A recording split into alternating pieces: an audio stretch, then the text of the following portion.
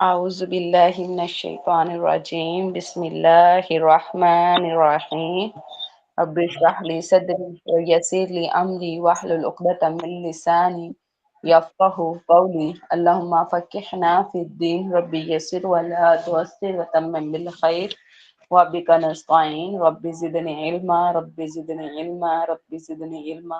السلام علیکم ورحمۃ اللہ وبرکاتہ۔ وعلیکم السلام اللہ وبرکاتہ۔ کیا حال ہے آپ لوگوں کا؟ الحمدللہ، آپ کیسے ہیں؟ الحمدللہ۔ ہم اپنے دورہ قرآن میں آج اللہ کے فضل سے ہمارا 22 پارہ ہے اور سورہ احزاب ہے۔ ہم اپنے پارے کا آغاز کرتے ہیں۔ وَمَن يَقْنُتْ لِلَّهِ وَرَسُولِهِ وَتَعْمَلْ صَالِحًا، جیسے کہ ہم پڑھ رہے تھے ازواج مطہرات کے بارے میں، تو اللہ رب العزت فرما رہے ہیں اور تم میں سے جو اللہ تعالیٰ اور اس کے رسول کی فرما برداری کریں گی اور نیک عمل کریں گی، یعنی اللہ اور اس کے رسول کی اطاعت کے ساتھ ساتھ جن نیک اعمال کا ان کو حکم دیا گیا، یعنی ازواج مطہرات کو وہ نیک عمل کریں گی، اس کو ہم اس کا 2 بار اجر دیں گے، یعنی جس طرح یعنی حد سے گزرنے کی سزا جو ہے وہ دگنی ہے، اسی طرح اللہ کے ہاں نیک اعمال کی جزا بھی ان کے لیے دگنی ہے، اور اس کے لیے ہم نے باعزت رزق تیار کر رکھا ہے۔ یہاں رزق سے مراد جو ہے وہ جنت ہے۔ یا نساء النبی، اے نبی کی بیویو، تم عام عورتوں میں سے کسی ایک کی طرح نہیں، یعنی تمہارا سٹیٹس جو ہے وہ عام عورتوں کے سٹیٹس کے جتنا نہیں ہے، بلکہ تم ازواج مطہرات اور نبی کی یعنی شان کی وجہ سے تمہارا مقام اور مرتبہ جو ہے وہ بلند و بالا ہے، کیونکہ یعنی لوگوں نے آپ کے کردار سے ہی جو ہے وہ یعنی وہ نمونہ بنے گا آپ لوگوں کا کردار۔ اس وجہ سے اللہ رب العزت فرما رہے ہیں کہ تم عام عورتوں میں سے کسی ایک کی طرح نہیں ہو، کیونکہ تم نبی کی زوجیت میں ہو جو بڑا اعلیٰ مقام ہے۔ اگر تم تقوی اختیار کرتی ہو تو بات میں نرمی اختیار نہ کیا کرو کہ جس کے دل میں بیماری ہے وہ لالچ میں پڑ جائے، یعنی اس سے مراد یہ ہے کہ اے نبی کی بیویو، جب آپ کسی نامحرم مرد سے بات کرو تو اپنی بات میں ایسی نرمی اختیار نہ کرو کہ جس کے دل میں نفاق کی بیماری یا عشق کا مرض جس کے دل میں ہو، یہ نہ ہو کہ وہ اس چیز میں بڑھ جائے، یعنی اس سے مراد یعنی عورت کی جو آواز ہے وہ بھی مرد کے لیے ایک طرح سے شہوت کا ذریعہ بنتی ہے۔ تو اپنی آوازوں کا سے بنا کے آپ خوب جانتی ہوگی کہ کچھ عورتیں جو ہیں یعنی اسپیشلی جب آپس میں بات کر رہی ہوتی ہے تو ان کا ایکسنٹ اور ہوتا ہے، لیکن جب وہ کسی مرد سے بات کرتی ہیں تو کوئکلی اپنے ایکسنٹ کو جو ہے وہ چینج کر لیتی ہیں، ٹھیک ہے۔ تو اس طرح لبھانے والے انداز میں اور لوچ دار آواز میں جو ہے وہ مردوں کے ساتھ بات کرنے سے منع کیا گیا۔ اب یہ خاص حکم تو ازواج مطہرات کے لیے، لیکن عام طور پر یعنی عمومی حکم جو ہے وہ سب عورتوں کے لیے ہے، یعنی اس کا مطلب یہ نہیں ہے کہ آپ انٹریکشن نہ کریں، یعنی آپ ضرورت کے تحت کسی بھی مرد سے بات کر سکتی ہیں، لیکن بات میں آپ کی جو آواز ہے یعنی وہ اعتدال کی طرح ہونی چاہیے، یعنی عدل ہونا چاہیے، یعنی اس کا مطلب اس کا اپوزٹ پہلو بھی نہیں ہے کہ اس طرح یعنی بالکل لڑنے یا جھگڑنے پہ یا تلخ کلامی پہ اتر آئیں، اور ایسی نرمی بھی نہیں کہ کوئی جس کے دل میں یعنی عشق کا مرض ہے وہ آپ کے ساتھ یعنی لو لگا لے یا آپ کی طرف کوئی امید رکھ لے یا کوئی کسی مصیبت میں نہ پہنچا دے۔ تو اس لیے میں کہہ رہا ہے کہ اپنی آوازوں میں ایسی نرمی اختیار نہیں کرنی جس کے دل میں بیماری ہے وہ لالچ میں پڑ جائے، یعنی آپ کی وجہ سے محبت کے لالچ میں نہ پڑ جائے، اور بات کہو جو اچھی ہے، یعنی اس کا مطلب یہ ہے کہ خیر کی بات جو ہے وہ کی جا سکتی ہے، یعنی موسٹ آف دی ٹائم لوگ کہتے ہیں کہ عورت کا تو آواز کا بھی پردہ ہے تو وہ بولے بھی نہ. ہاں یہ بات ٹھیک ہے کہ عورت کی جو آواز ہے وہ اس طرح مردوں تک نہیں پہنچنی چاہیے، لیکن خیر کی جو بات ہے، یعنی ایسی بات جس کے اندر خیر موجود ہے، جس طرح یعنی قرآن ہے، یا جس طرح یعنی دعوت اللہ ہے، یا جس طرح یعنی کچھ بھی اس طرح کی جو باتیں ہیں، یا جس طرح ہم بازار جاتے ہیں ضرورت کے تحت جو بات کی جاتی ہے، تو ویسی بات جو ہے یعنی جیسے اگر آپ جابین ہیں یا کوئی کولیگ ہے تو ضرورت کے تحت جو بات کی جا سکتی ہے اس کی اجازت ہے. اور اپنے گھروں میں قرار سے رہو اور پہلی جاہلیت کی زینت ظاہر کرنے کی طرح زینت ظاہر نہ کرو. قرار جو لفظ ہے نا یہاں پہ کہ اپنے گھروں میں قرار سے رہو، یہ اس کا مادہ جو ہے وہ دو سے ہے، یعنی ایک تو قرار پکڑنا کہ بالکل گھر میں ہی رہنا، اور دوسرا جو ہے اس کا مادہ وا قاف را ہے جس کا مطلب ہوتا ہے وقار سے، یعنی اپنے گھر میں عزت و احترام میں اپنے گھر کے اندر ہی رہو. ٹھیک ہے، یہ زیادہ بہتر چیز ہے کہ اپنے گھروں میں رہو. یہ عورت کی یعنی عورت کا وقار ہے، اور پہلی جاہلیت کی زینت ظاہر کرنے کی طرح زینت ظاہر نہ کرے. اس سے مراد یہ ہے کہ پہلے کی جو عورتیں تھی وہ کیا کرتے تھی، تو برج سے مراد ہوتا ہے برج، یعنی کوئی چیز ظاہر ہو جائے، یعنی دور سے ہی پتہ چل جائے. جس طرح برج خلیفہ ہے تو وہ ایک اونچائی کا ہے، تو اس طرح لوگ ہے جس طرح ہم یعنی وہ اوپر جوڑے بنائے جاتے ہیں، تو وہ کیا ہوتا ہے کہ وہ یعنی پہلے جاہلیت کی جو عورتیں تھی نا وہ اپنے سروں پر بڑے بڑے جوڑے رکھا کرتی تھی کہ وہ دور سے ہی پہچان لی جاتی تھی کہ یہ عورتیں ہیں. اور اس طرح یا پھر یعنی جس طرح اب بھی یہ سٹائل چل رہا ہوتا ہے کہ حجاب کو اس سٹائل سے لینا کہ نہ تو گردن کور ہو نہ ہی جو جیولری وغیرہ ہے، یعنی یہاں پہ جیسے وہ زینت کا لفظ ہے، زینت سے مراد جیولری ہے کہ جس طرح وہ ایئر رنگز اور نیکلس وغیرہ جو ہے وہ ظاہر ہوں. ٹھیک ہے، یہ اور یہ یعنی اوپر کا گریبان کا حصہ ظاہر ہے، ان دوپٹوں کو اس انداز سے لینا. تو اللہ تعالیٰ فرما رہے ہیں کہ پہلے زمانہ جاہلیت کی طرح جس طرح وہ زینت ظاہر کرتی تھی ویسے زینت ظاہر نہ کرو، اور نماز قائم کرو اور زکوٰۃ ادا کرو اور اللہ تعالیٰ اور اس کے رسول کی اطاعت کرو. اے اہل بیت، در حقیقت اللہ تعالیٰ ارادہ رکھتا ہے کہ تم سے گندگی کو دور کر دے. یعنی اس سے مراد جو ہے وہ یہ بات لی جا رہی ہے کہ اہل بیت میں نبی صلی اللہ علیہ وسلم کی تمام ازواج بھی شامل ہیں. اللہ تعالیٰ تم سے گندگی کو دور کرنا، یعنی یہ جو ہے یعنی غلاظت سے مراد جو ہے وہ اس طرح یعنی اس طرح کی جو تہمات اور جو اس طرح کی چیزیں لگائی تو اللہ تعالیٰ ان کو پاک اور صاف اور ستھرا کرنا چاہتا ہے، کیونکہ وہ ساری امت کے لیے عملی نمونہ ہے. پوری طرح پاک کرنا. اور تمہارے گھروں میں اللہ تعالیٰ کی آیات اور حکمت میں سے جو کچھ تلاوت کرتا، اللہ کے آیات سے مراد قرآن مجید ہے، اور حکمہ سے یہاں پر مراد نبی صلی اللہ علیہ وسلم کی سنت ہے. جو کچھ بھی تلاوت کیا جاتا ہے انہیں یاد کرو. اسی وجہ سے ہی ہماری جو ازواج جیسے سیدہ عائشہ ہیں، سیدہ حفصہ ہیں، ان لوگوں نے جو ہے قرآن پاک کو مکمل طور پر حفظ کیا ہوا تھا. اور اس طرح سیدہ جو ام سلمہ ہیں ان کو وہ بہت ساری یعنی 300+ احادیث ہیں جن کی وہ راوی ہیں، اور سیدہ عائشہ جو ہیں وہ 2210 حدیث ہیں آئی تھنک سو جن کی راوی سیدہ عائشہ ہیں. اور سیدہ عائشہ تفسیر میں بڑی اچھی معلمہ تھی، اور نبی صلی اللہ علیہ وسلم کی وفات کے بعد یعنی 48 سال 48 ایئرز جو ہے نصف صدی بنتی ہے جو سیدہ عائشہ زندہ رہی ہیں، اور ان کا مقصد جو تھا صرف اور صرف قرآن اور اس طرح حدیث کی جو ہے وہ خدمت کرنا تھا. اور وہ اپنے حجرہ سے کبھی باہر نہیں نکلتی تھی کہ جب ان کو کبھی کہا جاتا تھا نا کہ اپنی بہنوں کے ساتھ آپ بھی جا کے حج اور عمرہ کر لے، تو وہ کہا کرتی تھی کہ میں نے بس ایک دفعہ نبی کے ساتھ کر لیا ہوگا، اب مجھے صرف گھر میں قرار سے رہنا ہے. وہ کبھی اپنے حجرہ سے باہر نہیں آئی، صرف اس وقت جب ان کا یعنی جنازہ ان کے حجرہ سے باہر نکالا گیا. تو انہوں نے اپنی زندگی کو یعنی اس آیت کے ارد گرد ہی گزارا ہے. یقیناً اللہ تعالیٰ ہمیں سے نہایت باریک بھی اور پوری طرح خبر رکھنے والا ہے. یقیناً اطاعت کرنے والے مرد اور اطاعت کرنے والی عورتیں، یعنی اللہ تعالیٰ اس طرح جو مرد اور عورتوں کو بتا رہے ہیں اس کے مراد یہ ہے کہ ثواب میں یعنی اپنے ان اعمال میں عورتیں اور مرد ثواب میں برابر ہیں، کہ کہیں عورتیں یہ نہ سمجھے کہ جس طرح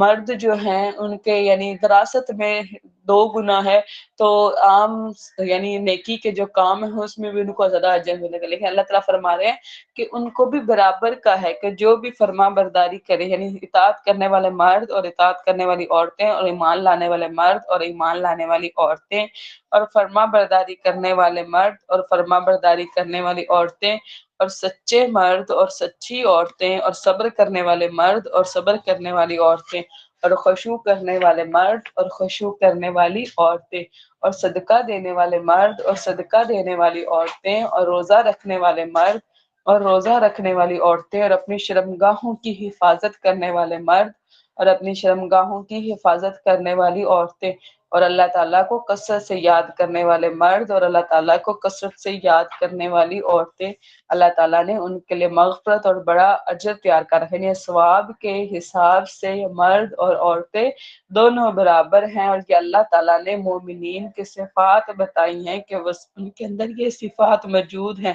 وَمَا كَانَ لِمُؤْمِنٍ، اور کسی مومن مرد اور کسی مومن عورت کو یہ حق نہیں کہ جب اللہ تعالیٰ اور اس کا رسول کسی معاملے کا فیصلہ کر دے تو ان کے لیے خود اپنے معاملے میں اختیار ہو۔ یعنی اللہ اور اس کے رسول نے جب ان کے معاملے میں فیصلہ کر دیا تو پھر اب مومن کو کوئی اختیار نہیں ہے کہ وہ کسی اور کے پاس جائے یا اس فیصلے کے خلاف کوئی اور فیصلہ کروائے۔ جیسے نبی صلی اللہ علیہ وسلم، اس سے مراد نبی کی شریعت بھی ہے، جیسے اللہ نے نبی کے تھرو نکاح کا فیصلہ کر دیے، اب ہم یہ نہیں کہہ سکتے کہ نکاح نہیں کرنا چاہیے یا ایسے کرنا چاہیے یا ویسے کرنا چاہیے، جو شریعت آ گئی یہ اللہ رسول کا فیصلہ ہے۔ تو اس لیے یہاں پر یہ بتایا جا رہا ہے کہ اللہ اور رسول کے فیصلے کے علاوہ کوئی اور فیصلہ طلب نہیں کرنا، یعنی جو شریعت آ گئی ہے وہی کافی ہے، اس کے علاوہ اس میں کوئی رد و بدل بھی نہیں کرنی، اور جو اللہ تعالیٰ اور اس کے رسول کی نافرمانی کرے تو یقیناً وہ گمراہ ہو گیا، واضح گمراہی۔ اور جب آپ اس شخص سے کہہ رہے تھے جس پر اللہ تعالیٰ نے انعام کیا تھا، یعنی اس سے مراد سیدنا زید تھے جو نبی صلی اللہ علیہ وسلم کے غلام تھے، لیکن سیدنا نبی صلی اللہ علیہ وسلم نے ان کو آزادی دے دی، ان کو علم دیا، اور اس کے بعد نبی صلی اللہ علیہ وسلم نے ان کو اپنا منہ بیلا بیٹا بنا رہے۔ اس لیے اللہ تعالیٰ فرماتا ہے کہ جس پر اللہ تعالیٰ نے نام کیا یعنی اس کو دین اسلام کی سمجھ دی، اور آپ نے اس پر احسان کیا، یعنی اے نبی آپ نے اس کو آزاد کر دیا کہ اپنی بیوی کو اپنے پاس روک کے رکھو اور اللہ تعالیٰ سے ڈر جاؤ۔ جیسے کہ پیچھے ہم نے کہا نا کہ یعنی جو فیصلہ اللہ اور اس کے رسول کر دے اس میں کوئی اور فیصلہ نہ کرے، تو ہوا یہ تھا کہ نبی صلی اللہ علیہ وسلم سیدہ زینب جو ہے وہ ان کی پھپھی ذات بیٹی تھی، ان کے پاس گئے تھے سیدنا زید کے لیے پیغام نکاح لے کر، تو سیدنا زینب جو تھی انہوں نے آر محسوس کی کہ سیدنا زید جو ہیں وہ غلام ہیں، لیکن نبی صلی اللہ علیہ وسلم نے ان کو آزاد کر دیا تھا، اور وہ یعنی ایک آزاد خاتون ہے، تو انہوں نے یعنی اس بات کو ابھی ایکسیپٹ نہیں کیا تھا۔ تو اب جب یہ آیت آئی، یعنی یہ آیت اس وقت نبی صلی اللہ علیہ وسلم پر اتری کہ جب اللہ اور اس کا رسول کوئی فیصلہ کر دے، تو سیدہ زینب نے کہا کہ یا رسول اللہ اب میرا اقرار ہے، کیونکہ اب میں نبی کے آگے جو ہے، جب نبی نے یعنی آپ کا فیصلہ یہی ہے، تو نبی صلی اللہ علیہ وسلم نے فرمایا کہ ہاں میرا فیصلہ یہی ہے۔ سیدہ زینب نے کہا کہ اب میں یہ انکار نہیں کرنے والی، تو اس طرح سیدہ زینب کا نکاح جو ہے وہ سیدنا زید بن حارث سے جو ہے وہ کر دیا گیا۔ اب آگے جو ہے اللہ رب العزت سیدہ زہد کے بارے میں فرما رہے ہیں کہ اس پر احسان کیا کہ اپنی بیوی کو اپنے پاس روکے رکھو۔ اب جب دونوں سے یہ نہیں ہے کہ سیدہ زینب یا سیدہ زینب اور سیدنا زید بن حارثہ جو تھے ان میں کوئی یعنی ان میں نباہ نہیں ہو رہا تھا، ٹھیک ہے، اور سیدنا زید بن حارث نبی پاک صلی اللہ علیہ وسلم کے پاس آئے تھے کہ وہ ان کو اجازت دے دیں تو وہ ان کو طلاق دے دیں، تو نبی صلی اللہ علیہ وسلم نے ان کو کہا کہ آپ اپنی بیوی کو اپنے پاس روک کے رکھیں، یعنی انہیں ڈیورس نہ دیں، اور اللہ تعالیٰ سے ڈر جاؤ، یعنی اپنے بیوی کے معاملے میں اللہ سے ڈرتے رہو، اور آپ اپنے دل میں وہ بات چھپائے ہوئے تھے جس کو اللہ تعالیٰ نے ظاہر کرنے والا تھا، یعنی اللہ تعالیٰ نے نبی صلی اللہ علیہ وسلم کے دل پر پہلے ہی یہ بات ظاہر کر دی تھی کہ سیدنا زید بن حارث جو ہے وہ اپنی بیوی کو ڈائیورس دے دیں گے اور آپ کا نکاح جو ہے وہ سیدہ زینب سے کیا جائے گا۔ اب اس بات کو نبی صلی اللہ علیہ وسلم اپنے سینے میں چھپا رہے تھے اس وجہ سے کہ وہ ان کے منہ بولے بیٹے تھے، تو اس طرح اگر وہ نکاح ہوتا ہے تو لوگوں نے یہ باتیں کرنی تھی کہ محمد نے اپنی بہو سے جو ہے وہ نکاح کر لیا ہے۔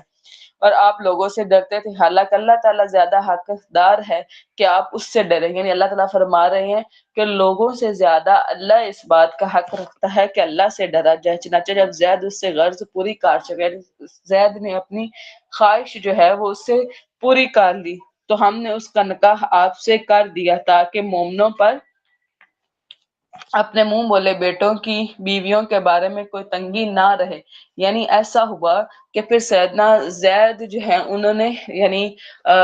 سیدہ زینب کو جو ہے وہ ڈائیورس دے دی. اور اس کے بعد ایسا وقت جب عدت مکمل ہو گئی تو نبی صلی اللہ علیہ وسلم نے پھر اللہ کے حکم سے سیدنا زید سے کہا کہ آپ سیدہ زینب کے سامنے میرا ذکر کریں.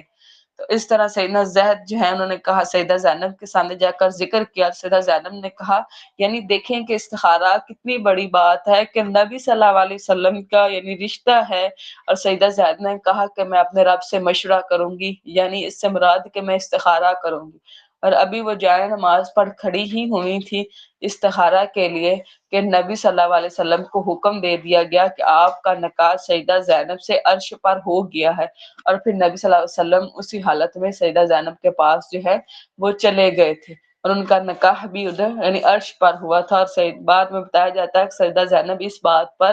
دوسری جو امہات المؤمنین تھی ان پر فخر کیا کرتی تھی کہ تمہارا نکاح تمہارے ولیوں نے کیا ہے، یعنی جو تمہارے ولی تھے، اور میرا نکاح خود اللہ رب العزت نے نبی صلی اللہ علیہ وسلم سے کیا ہے تاکہ تنگی نہ ہو. یعنی جسے ہم نے پیچھے پڑھا نا کہ منہ بولے بیٹے حقیقی بیٹے نہیں ہوتے، اس لیے ان کی بیویوں سے نکاح جو ہے وہ کیا جا سکتا ہے جبکہ وہ ان سے قرض پوری کاٹ چکے ہیں. اللہ تعالیٰ کا حکم ہمیشہ سے ہی پورا کیا ہوا ہے. ما كان على نبی من حرج، نبی پر اس میں کوئی تنگی نہیں جو اللہ تعالیٰ نے اس کے لیے فرض کر دیے. جو احکامات اللہ نے ان کے لیے فرض کر دیے اس پر نبی صلی اللہ علیہ وسلم کے لیے کوئی تنگی نہیں. یہی ان لوگوں کے بارے میں اللہ تعالیٰ کی سنت ہے. یعنی اس سے پہلے بھی انبیاء پر جو احکامات فرض کیے جاتے تھے وہ یعنی یہ ساری اللہ کی سنت چلتی آ رہی ہے جو اس سے پہلے گزر چکی ہے. اور اللہ تعالیٰ کا حکم ہمیشہ سے ہی اندازے کے مطابق طے کیا ہوا ہے. وہ لوگ جو اللہ تعالیٰ کے پیغامات پہنچاتے ہیں، یعنی اس سے مراد تمام رسول ہے، اور اس سے ڈرتے ہیں، اور اللہ تعالیٰ کے سوا کسی سے نہیں ڈرتے، اور حساب لینے والا اللہ تعالیٰ کافی ہے. ما كان محمد ابا احد، محمد تمہارے مردوں میں سے کسی کے باپ نہیں. یعنی نبی صلی اللہ علیہ وسلم کے بیٹے ہوئے تھے نبی صلی اللہ علیہ وسلم کے، لیکن وہ کم عمری میں ہی جو ہے وہ وفات پا گئے تھے. اس لیے محمد صلی اللہ علیہ وسلم اب یعنی جتنے بھی مرد موجود ہیں ان میں سے کسی ایک کے بھی باپ نہیں ہیں، لیکن اللہ کے رسول اور خاتم النبیین ہیں، یعنی آخری نبی ہیں. اور اللہ تعالیٰ ہمیشہ سے ہر چیز کو خوب جاننے والا ہے. اے لوگوں جو ایمان لائے ہو، اللہ تعالیٰ کو یاد کرو، کثرت سے یاد کرو، اللہ کے ذکر کو بلند کرو، اور صبح و شام اس کی تسبیح بیان کرو. اس سے مراد صبح شام کے اذکار ہے. وہی ہے جو تم پر صلات بھیجتے ہیں اور اس کے فرشتے بھی تاکہ وہ تمہیں تاریکیوں سے روشنی میں لائے. یعنی اس سے مراد یہ ہے کہ اللہ تعالیٰ اور اس کے فرشتے جو ہیں وہ نبی پر صلات بھیجنے سے مراد ہے یاد کرنا. جس طرح کہ ہم نے حدیث پڑھی ہے کہ جو اللہ کو یاد کرتا ہے اللہ اس کو اس کی بہتر محفل میں یاد کرتا ہے. اس طرح تمام انسان جو بھی اللہ کا ذکر بلند کرتے ہیں تو اللہ بھی ان کو یاد کرتا ہے تاکہ طریقوں یعنی گمراہی کی طریقے سے روشنی میں نکال کے لائیں، یعنی ہدایت کی. اور وہ مومنوں پر ہمیشہ سے ہی نہایت رحم والا ہے. ان کی دعا جس دن وہ اس سے ملیں گے یعنی حشر والے دن سلام ہوگی کہ وہ ایک دوسرے پر سلام بھیجتے ہوں گے. اللہ تعالیٰ نے ان کے لیے باعزت اجر تیار کر رکھے ہیں. جنت میں جب مومنین داخل ہوں گے تو اللہ تعالیٰ مومنین پر سلام بھیجیں گے. یقیناً ہم نے آپ کو گواہی دینے والا یعنی شاہد، جو ہم نے آیت پڑھی تھی کہ نبی جو ہے وہ اپنی امت پر گواہ ہوں گے، اور خوشخبری دینے والے جو نیک لوگ ہیں ان کو جنت خوشخبری، اور ڈرانے والا جو بد لوگ ہیں ان کو یعنی جہنم کے عذاب سے ڈرانے والا بنا کر بھیجے. اور اللہ تعالیٰ کی طرف اسی کے حکم سے دعوت دینے والا یعنی داعی اللہ، جو اللہ کے راستے کی دعوت دیتا ہے اور روشنی دینے والا چراغ بنا کر بھیجے. یعنی جس طرح سورج کی روشنی تمام دنیا تک پہنچی ہوئی، اس طرح نبی صلی اللہ علیہ وسلم کے علم کا نور جو ہے اس سے جو چاہے آج بھی استفادہ جو ہے وہ اٹھا سکتا ہے. اور آپ مومنوں کو خوشخبری دے دے کہ یقیناً اللہ تعالیٰ کی جناب سے ان کے لیے بہت بڑا فضل ہے، اور آپ کافروں اور منافقوں کی اطاعت نہ کریں. اور ان کے ستانے کی پرواہ نہ کریں، یعنی جس طرح وہ نبی صلی اللہ علیہ وسلم کو تکلیف دیتے تھے، کبھی ناؤذ باللہ مجنون، کبھی سحر زدہ، کبھی کس طرح کبھی کس طرح، اور آپ اللہ تعالیٰ پر بھروسہ رکھے، اللہ تعالیٰ ہی کارساز کافی ہے۔ لوگوں جو ایمان لائے ہو، جب تم مومن عورت سے نکاح کرو پھر ان سے پہلے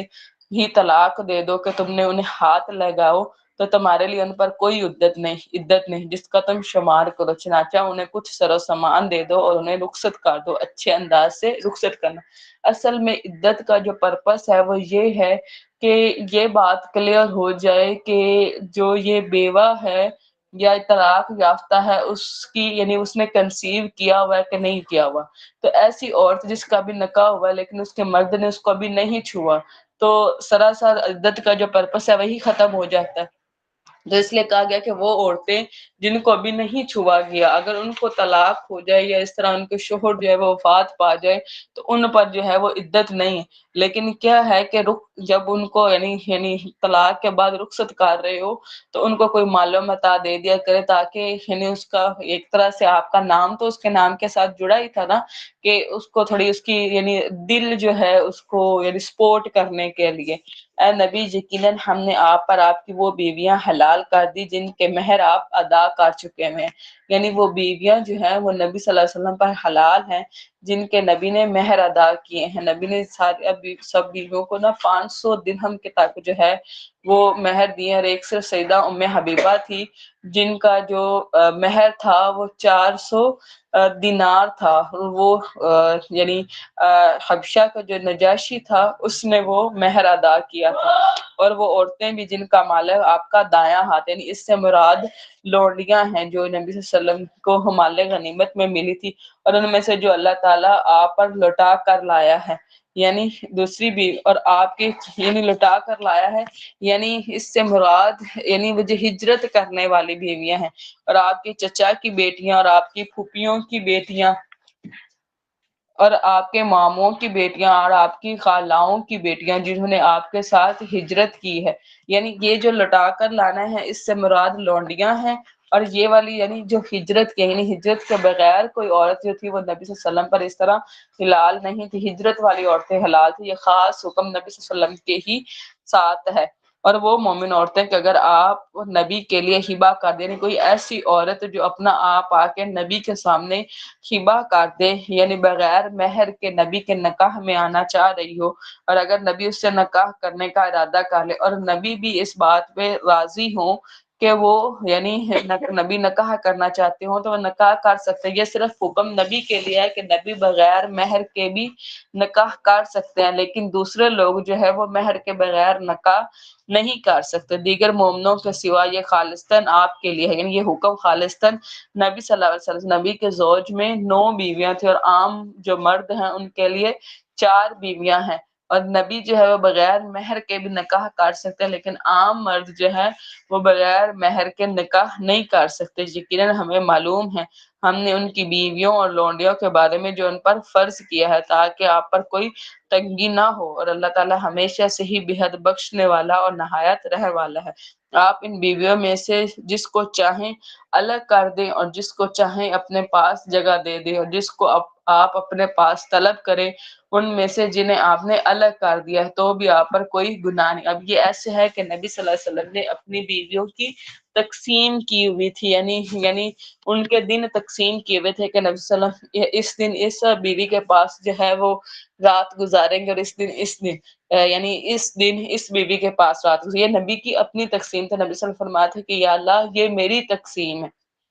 ٹھیک ہے، لیکن اللہ تعالیٰ فرما رہے ہیں کہ آپ اس تقسیم سے مبرہ ہیں، یعنی آپ کے لیے کوئی گناہ نہیں ہے کہ آپ اپنی ایک بیوی کے پاس زیادہ عرصہ رہنا چاہیں یا کسی کے پاس کم رہنا چاہیں یا کسی کے ساتھ یعنی کسی کو طلب کریں یا کسی کو طلب نہ کریں، اس میں آپ پر کوئی گناہ نہیں ہے، ٹھیک ہے۔ اور اسی طرح نبی صلی اللہ علیہ وسلم جیسے سیدہ سودا نے اپنی جو باری تھی جو ٹرن تھی وہ انہوں نے سیدہ عائشہ کو ہبہ کر دی تھی، اور اسی طرح جب نبی صلی اللہ علیہ وسلم کا آخری وقت تھا تو نبی صلی اللہ علیہ وسلم نے تمام جو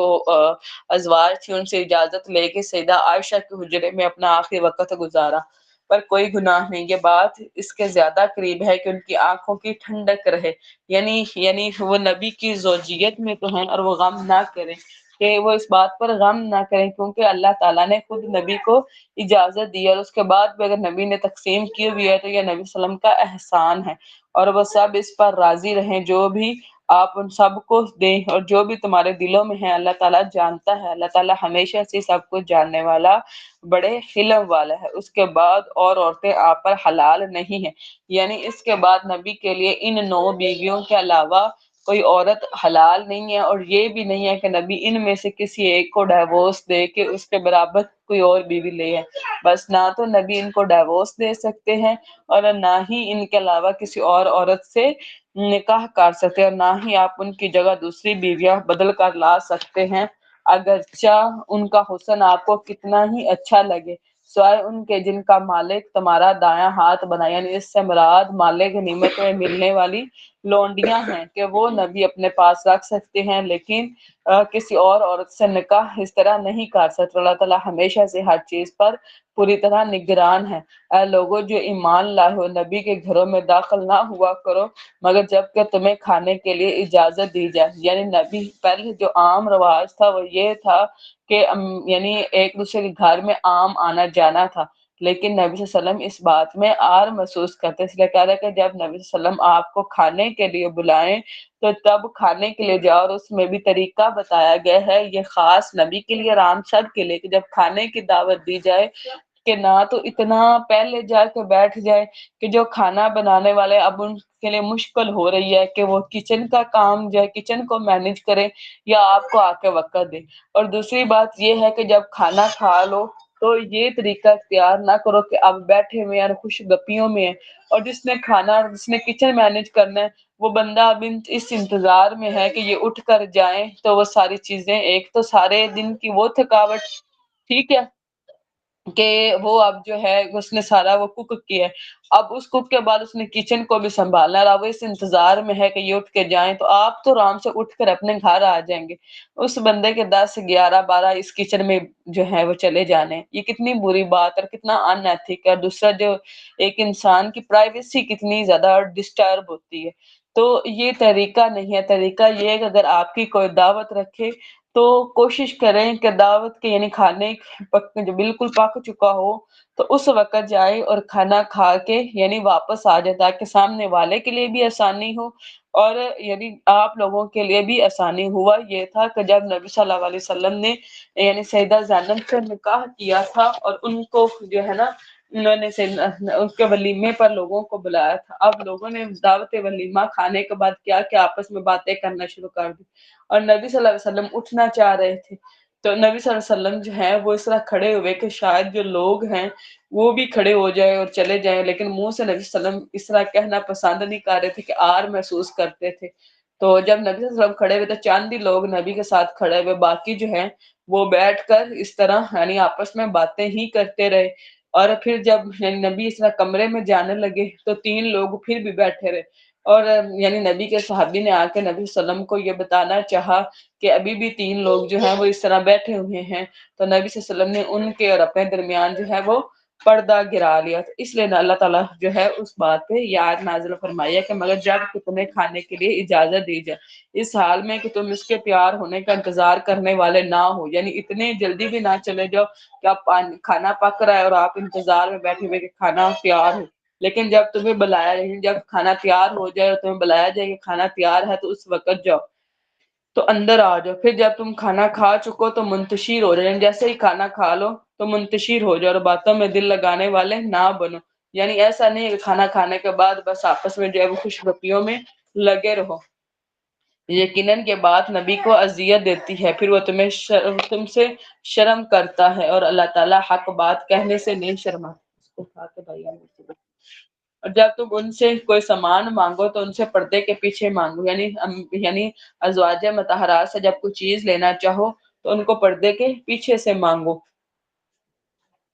یہ تمہارے اور ان کے دلوں کے لیے پاکیزہ تر ہے، اور تمہارے لیے جائز نہیں کہ تم اللہ کے رسول کو اذیت دو، نہ ہی یہ جائز ہے کہ اس کی بعد اس کی بیویوں سے کبھی نکاح کرو، نبی صلی اللہ علیہ وسلم کے وصال کے بعد تمام امت تمام امت کے مردوں پر امہات المومنین جو ہیں وہ حرام ہے. یقیناً یہ ہمیشہ اللہ تعالیٰ کے نزدیک بہت بڑی بات ہے. اگر تم کسی چیز کو ظاہر کرو یا تم اس کو چھپاؤ تو یقیناً اللہ تعالیٰ ہمیشہ سے ہی ہر چیز کو خوب جاننے والا ہے. ان عورتوں پر سامنے آنے میں کوئی گناہ نہیں ان کے باپوں کے بارے میں. اب یہ پردے کے احکام ہے. پہلے جو پردے کے ہم نے احکام پڑھے تھے وہ گھر کے اندر کے تھے. اب جو اگر ہم پڑھیں گے نا یعنی وہ گھر کے باہر کے ہوں گے. اور یہاں پر جو ہے وہ حرام رشتے جو ہے بتائے جا رہے. باپوں کے سامنے جو ہے بغیر پردے کے آیا جاتا ہے. ان کے بیٹوں کے بارے میں اور ان کے بھائیوں کے بارے میں اور ان کے بھتیجوں کے بارے میں اور ان کے بھانجوں کے بارے میں. اور نہ اپنی عورتوں کے بارے میں جیسے مسلمان عورتیں ہیں اپنے غلاموں کے بارے میں. وہ غلام جس کی پوری ملکیت جو ہے وہ آپ کے پاس ہو. ٹھیک ہے. اور اللہ تعالیٰ سے ڈرتی رہو. یقیناً اللہ تعالیٰ ہمیشہ سے ہر چیز پر پوری طرح شاہد ہے. یعنی ان لوگوں سے پردہ کرنے کی ضرورت نہیں ہے. بے شک اللہ تعالیٰ اور اس کے فرشتے نبی پر صلوات بھیجتے ہیں. یعنی اس سے مراد جو ہے وہ اس طرح یعنی دعا ہے. لوگوں جو ایمان لائے ہو تم بھی ان پر صلوات بھیجو. نبی صلی اللہ علیہ وسلم پر صلوات بھیجو. اور کوئی دعا اس وقت تک قبول نہیں ہوتی جب تک اس کے اندر درود نہ پڑا جائے. ٹھیک ہے. اور دوسری بات یہ ہے کہ نبی صلی اللہ علیہ وسلم نے فرمایا کہ جب کوئی درود پڑھتے ہے تو وہ نبی پر یعنی پیش کیا جاتا ہے. اور یہ وہ ہے کہ جس میں ایک وقت ایک دفعہ دوسری پڑھنے سے 10 نیکیاں ملتی ہیں اور 10 گناہ جو ہیں وہ یعنی ختم کر دیے جاتے ہیں. خوب سلام بھیجنا. یقیناً جو لوگ اللہ تعالیٰ اور اس کے رسول کو اذیت دیتے ہیں ان پر دنیا اور آخرت میں اللہ تعالیٰ کی لعنت ہے اور ان کے لیے ذلیل کرنے والا عذاب تیار کر رکھا ہے. اور جو لوگ مومن مردوں اور مومن عورتوں کو اذیت دیتے ہیں اس کے بغیر ہی کہ انہوں نے کوئی گناہ کمایا ہو تو بلا شبہ انہوں نے بڑے بہتان اور کھلے گناہ کا بوجھ اٹھایا. اس سے مراد یہ ہے کہ مومن مردوں پر یا مومن عورتوں پر کوئی تہمت کوئی بہتان لگا دینا اور ان کو اس طرح تکلیف پہنچانا. یا ایھا النبی اے نبی اپنی بیویوں اور اپنی بیٹیوں اور مومنوں کی عورتوں سے آپ کہہ دیں یعنی بیویوں سے بھی اور بیٹیوں سے بھی اور جتنی بھی مومن عورتیں ان سے آپ کہہ دیں کہ وہ اپنے اوپر چادر کا کچھ حصہ لٹکا لے. یعنی یہ جو جلباب ہے یعنی اس کے بارے میں بتایا جا رہا ہے کہ یعنی چادر کو اس طرح لٹکایا جائے کہ وہ آپ کے سر کے اوپر سے ہوتی ہوئی پورے جسم کو ڈھانپ لے. اور تفاسیر میں جو ہے علماء بتاتے ہیں کہ اس سے صرف ایک آنکھ جو دیکھنے کے پرپس سے جو ہے وہ نظر آئے. تو اس میں جو بہترین مثال ہے جس طرح وہ یہ ہوتے ہیں نا پشاوری ابائے جن کو ہم عام زبان میں ٹوپی والا برقع بھی کہتے ہیں وہ بھی بہت اچھا ہے. اور اس کے علاوہ جو ابائے کھلے ہیں جس میں فزیک جو ہے وہ اتنی یعنی معلوم نہیں ہوتی وہ جو ہے وہ بھی بہترین اس کی مثال ہے کہ ان کو اس طرح لٹکا. یا پھر ایسی بڑی چادریں جو پوری طرح یعنی ڈھانپ لیتی جیسی ایرانی چادر وغیرہ ہے اس طرح لٹکا لیتے. یہ زیادہ قریب ہے کہ وہ پہچان لی جائے. یعنی اس سے مراد یہ ہے کہ وہ پہچان لی جائے کہ وہ اونچے منصب والے ہیں. اونچے منصب سے مراد کہ وہ مسلمان پاک باز عورتیں ہیں وہ عام عورتوں کی طرح نہیں ہیں. یعنی یہ ایسے تھا کہ اسلام میں کہتے تھے جو اوباش لڑکے ہوتے تھے نا وہ اس طرح لونڈیوں میں گزرنے پر سیٹیاں اور تالیاں بجایا کرتے تھے. تو جب کوئی نیک عورت بھی گزرتی تو وہ یہ اس طرح یعنی سیٹیاں اور تالیاں بجاتے. تو یہ اس لیے تاکہ پہچان لی جائے ان کو پتہ ہو کہ یہ عام لونڈیاں نہیں ہیں بلکہ آزاد مسلمان عورتیں ہیں جو پروقار ہیں. ٹھیک ہے. تو ان کو اس طرح ستانا نہیں ہے. اور دوسرا وہ مرد بھی جن کے دلوں میں شہوت ہے وہ پہچان لیں کہ یہ پاک باز عورتیں ہیں جو اللہ کے احکام کی پیروی کرنے والی ہیں جنہوں نے اللہ کے حکم سے اپنے اوپر یہ پردے لٹکائے ہوئے ہیں. وہ پہچان لی جائیں تو اذیت نہ دی جائے. اور اللہ تعالیٰ ہمیشہ سے ہی بے حد بخشنے والا نہایت رحم والا ہے. یقیناً اگر منافقین اور وہ جن کے دلوں میں بیماری ہے اور مدینہ میں افواہیں پھیلانے والے باز نہ آئے تو یقیناً ہم آپ کو لازم ان پر مسلط کر دیں. یہ منافقین تھے جو افواہیں پھیلاتے تھے ان کو اللہ رب العزت نے دھمکی دی ہے. پھر وہ اس شہر میں آپ کے ہمسائیگی میں بہت ہی کم رہیں گے اور لعنت کیے ہوئے ہوں گے جہاں کہیں وہ پائے جائیں گے پکڑے جائیں گے اور ٹکڑے ٹکڑے کیے جائیں گے. بری طرح ٹکڑے ٹکڑے کیے جانا اللہ تعالیٰ کی سنت ہے ان لوگوں میں سے جو اس سے پہلے گزرے اور آپ اللہ تعالیٰ کی سنت میں کبھی کوئی تبدیلی نہیں دیکھیں گے. یعنی پہلے جیسے امتوں نے انکار کیا، نبی کو عذاب پہنچائی، تو ان کے اوپر جیسے عذاب آیا، ایسے اب کے لوگوں کے اوپر بھی ویسے ہی عذاب آئے گا. لوگ آپ سے قیامت کے بارے میں پوچھتے ہیں، آپ کہہ دیں بلا شبہ اس کا علم صرف اللہ تعالیٰ ہی کے پاس ہے، اور آپ کو کیا چیز خبر دیتی ہے؟ شاید کہ قیامت قریب ہی ہو. یعنی نبی صلی اللہ علیہ وسلم نے اپنی 2 انگلیوں کے اشارے سے بتایا کہ میں اور قیامت جو ہے وہ اس طرح ساتھ ساتھ ہیں. یقیناً اللہ تعالیٰ نے کافروں پر لعنت کی ہے اور ان کے لیے بھڑکتی ہوئی آگ تیار رکھ کر رکھی ہے. وہ اس میں ہمیشہ رہنے والے، ہمیشہ ہمیشہ. نہ وہ کوئی دوست پائیں گے اور نہ ہی کوئی مددگار. جس دن ان کے چہرے آگ میں الٹائے پلٹائے جائیں گے. یعنی لوگ جب آپ قیامت کے بارے میں پڑھیں گے تو آپ کو پتا ہوگا کہ جہنم میں لوگ ایسے لٹرلی آگ پر بھنے جائیں گے کہ جس طرح اب ہم سیخ کباب جیسے بناتے ہیں تو سیخیں جو ہیں وہ پیس کے اندر ڈالتے ہیں، بالکل ویسے. وہ کہیں گے کاش ہم نے اللہ تعالیٰ کی اطاعت کی ہوتی اور رسول کی اطاعت کی ہوتی، اور کہیں گے اے ہمارے رب یقیناً ہم نے اپنے سرداروں اور اپنے بڑوں کی اطاعت کی. یعنی اپنی وہ جو ہیروز تھے ان کو ہم نے مانا تو انہوں نے ہمیں سیدھے راستے سے گمراہ کر دیا. انہوں نے ہمیں ناچ گانے ڈانس اور یہ پارٹیز کے اندر جو ہے وہ ملوث کر دیا. اے ہمارے رب انہیں دوہرا عذاب دیں. ان کی وجہ سے یعنی ہم گمراہ ہوئے تو ان کے اوپر دوہرا عذاب، ایک ان کے اپنے گمراہی کا اور ایک ہماری گمراہی کا، اور ان پر لعنت کا، بہت بڑی لعنت. اے لوگوں جو ایمان لائے ہو ان لوگوں کی طرح نہ ہو جاؤ جنہوں نے موسیٰ کو اذیت دی. اب یہ کیا تھا کہ جیسے نبی صلی اللہ علیہ وسلم کو اذیتیں دے رہے تھے تو نبی صلی اللہ علیہ وسلم نے یعنی اللہ رب العزت نے نبی صلی اللہ علیہ وسلم کو یعنی بتا رہے ہیں کہ آپ سے پہلے بھی انبیاء کو ایسے ہی اذیتیں دی گئی جیسے یعنی آپ کو دی جا رہی ہے. کہ سیدنا موسیٰ علیہ السلام کو یہ اذیت دی گئی. سیدنا موسیٰ علیہ السلام بڑے ہی یعنی حیا والے تھے تو وہ اپنے ارد گرد بڑی چادریں لپیٹ کے رکھا کرتے تھے، اتنی چادریں کہ کسی نے بھی ان کا جسم جو ہے وہ دیکھ نہیں رکھا. تو ان کو یہ عزا دی گئی کہ بنی اسرائیل کے لوگوں نے یہ کہنا شروع کر دیا کہ یہ جو اتنی پردہ نشینی ہے وہ کسی خاص عضو کی کمی کی وجہ سے یا کوئی بیماری کی وجہ سے یا جسم کے اچھے نہ ہونے کی وجہ سے، نہیں اس طرح ڈیفرنٹ باتیں ہیں کہ نہ ہونے کی وجہ سے جو ہے سیدنا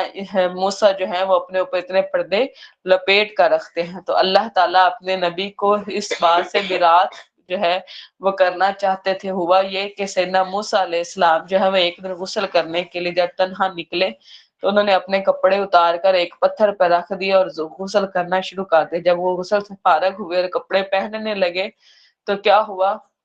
کہ پتھر ان کے کپڑے جو ہے وہ لے کر بھاگ کھڑا ہوا، اور سیدنا موسیٰ ان کے پیچھے جو ہے نا بھاگ رہے تھے. ان کو کہہ رہے تھے اے پتھر میرے کپڑے واپس کر دو، اے پتھر میرے کپڑے. اسی اسنا میں وہ اس ایسی قوم پر پہنچے کہ ایک گروہ نے ان کے پورے جسم کو دیکھ لیا اور ان کو پتہ چل گیا کہ سیدنا موسیٰ جو ہے تمام باتوں سے پاک ہے. اور پتھر وہاں پر رک گیا اور سیدنا موسیٰ نے وہ کپڑے اٹھا کے پہنے اور سیدنا موسیٰ نے اپنے عصا پر جو ہے اس پتھر پر وار کیا، اور اس پتھر پر عصا کے نشان ویسے تھے. بعض روایات میں 2 یا 4 یا 6 اس طرح روایات میں ہے کہ اتنے نشان اس پتھر پر موجود رہے. تو اللہ تعالیٰ نے انہیں پاک ثابت کر دیا ان باتوں سے جو انہوں نے کی، اور اللہ تعالیٰ کے نزدیک وہ بہت مرتبے والا تھا. اے لوگوں جو ایمان لائے ہو اللہ تعالیٰ سے ڈر جاؤ اور سیدھی بات کہو، وہ تمہارے لیے تمہارے اعمال درست کر دے گا اور تمہارے گناہوں کو معاف کر دے گا. جو کہ اللہ تعالیٰ اور اس کے رسول کی اطاعت کرے تو یقیناً اس نے کامیابی حاصل کر لی، بہت بڑی کامیابی. یقیناً ہم نے امانت کو آسمانوں اور زمین اور پہاڑوں کے سامنے پیش کیا. امانت سے مراد اللہ کی شریعت اور احکام ہے جو فرض کیے گئے ہیں. تو ان کو جب ان چیز یعنی آسمانوں اور زمین اور پہاڑوں کے سامنے پیش کیا تو انہوں نے اس امانت کو اٹھانے سے انکار کر دیا، وہ اس سے ڈر گئے. انسان نے اسے اٹھا لیا، یعنی انسان نے اس امانت کو اپنے اوپر اٹھا لیا، لیکن وہ ہمیشہ سے بڑا ظالم بہت جاہل ہے. تاکہ اللہ تعالیٰ منافق مردوں اور منافق عورتوں اور مشرک مردوں اور مشرک عورتوں کو عذاب دے اور مومن مردوں اور مومن عورتوں کی توبہ اللہ تعالیٰ قبول فرمائے. وَقَانَ اللَّهُ غَفُورٌ رَحِيمًا، اور اللہ تعالیٰ ہمیشہ سے ہی بے حد بخشنے والا نہایت رحم والا ہے. یہاں پر ہماری سورہ احزاب جو ہے وہ مکمل ہوتی ہے اور سورہ سبا جو ہے وہ سٹارٹ ہوتی ہے۔ سورہ سبا مکی ہے، اس میں 54 آیات اور 6 رکوع ہیں۔ بسم اللہ الرحمن الرحیم،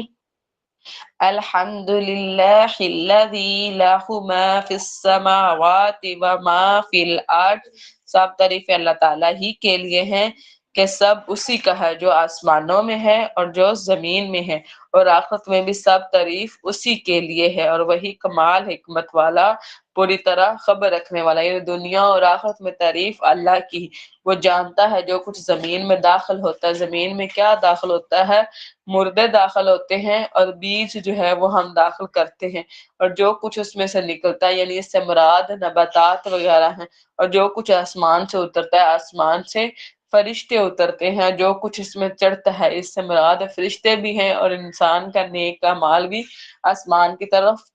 جو ہے وہ چڑھتے ہیں، اور وہی نہایت رحم والا بے حد بخشنے والا۔ اور جن لوگوں نے کفر کیا انہوں نے کہا کہ قیامت ہم پر نہیں آئے گی، آپ کہہ دیں کیوں نہیں؟ یعنی اللہ رب العزت نبی صلی اللہ علیہ وسلم فرما رہے ہیں کہ ان سے پوچھے کہ کیا وجہ ہے کہ تم پر قیامت نہیں آئے گی؟ قسم ہے میرے عالم الغیب رب کی، یعنی آپ قسم اٹھا کر ان سے بات کریں، یقینا وہ تم پر ضرور آئے گی۔ اس سے ذرہ برابر کوئی چیز بھی پوشیدہ نہیں ہے، نہ ہی آسمانوں میں اور نہ ہی زمین پر، اور نہ ہی ذرے سے چھوٹی اور نہ ہی اس سے بڑی، مگر ایک واضح کتاب میں۔ جیسے سیدنا لقمان کی نصیحت تھی نا اپنے بیٹے کو کہ ذرہ بھی جو ایک ہے نا رائی کا دانہ، وہ بھی اللہ کے علم سے، یعنی ایسا نہیں ہے کہ اللہ اس سے غافل ہو، تاکہ اللہ تعالیٰ ان لوگوں کو جزا دے جو ایمان لائے اور جنہوں نے نیکیاں کہیں۔ یہی لوگ ہیں جن کے لیے مغفرت اور باوقار رزق ہے، اس سے مراد جنت ہے۔ اور جن لوگوں نے ہمارے آیات میں کوشش کی کہ اس حال میں کہ نیچا دکھانے والے ہیں، یعنی اللہ کی آیات کا مذاق اڑانے والے، یہی لوگ ہیں جن کے لیے بدترین قسم کا دردناک عذاب ہوگا۔ وَيَرَى الَّذِينَ أُوتُوا الْعِلْمَ، اور جن کو علم دیا گیا ہے وہ دیکھتے ہیں کہ جو آپ کے رب کی جناب سے آپ کی طرف نازل کیا گیا ہے، اس سے مراد وہی ہے، وہ حق ہے، اور وہ اس کے راستے کی طرف رہنمائی کرتا ہے۔ یعنی یہ قرآن پاک لوگوں کے لیے جو اس کے لیے کوشش کرتا ہے ہدایت کا ذریعہ بنتا ہے، جو سب پر غالب تمام خوبیوں والا ہے۔ اور جن لوگوں نے کفر کیا انہوں نے کہا کہ کیا ہم تمہیں ایسا آدمی نہ بتائیں جو تمہیں خبر دیتا ہے کہ جب تم ٹکڑے ٹکڑے کر دیے جاؤ گے، پوری طرح ٹکڑے ٹکڑے کیے جانا، تو تم بلا شبہ یقیناً نئی تخلیق میں آؤ۔ یعنی اس سے مراد نبی کا مذاق اڑانا ہے کہ یہ نبی یہ کہتے ہیں کہ جب انسان کی ہڈیاں ریزہ ریزہ ہو جائیں گی تو وہ دوبارہ پیدا ہوگا۔ کیا اس نے اللہ تعالیٰ پر جھوٹ باندھا ہے یا اس کا جنون ہے؟ یعنی اللہ تعالیٰ یہ سوال فرما رہے ہیں کافروں سے کہ تم بتاؤ کہ کیا نبی جھوٹ باندھ رہے، کیونکہ نبی کے اوپر جو نبوت ہوئی وہ 40 سال کی عمر میں ہوئی، 40 سال سے پہلے ان کی زندگی سے ایک بھی جھوٹ جو ہے وہ ثابت نہیں ہے۔ یا اس پر کوئی جنون ہے کہ تم نے 40 سال یہ شخص یعنی نبی صلی اللہ علیہ وسلم آپ کے اندر رہا، کیا کبھی آپ نے ان کو جنونی دیکھا ہے؟ بلکہ جو آخرت پر یقین نہیں رکھتے وہی عذاب میں اور دور کی گمراہی میں۔ تو کیا انہوں نے اپنے آگے اور اپنے پیچھے سے آسمان اور زمین کو نہیں دیکھا؟ اگر ہم چاہیں تو ہم انہیں زمین میں دھنسا دیں یا آسمان سے ٹکڑا ان پر گرا دیں، یقیناً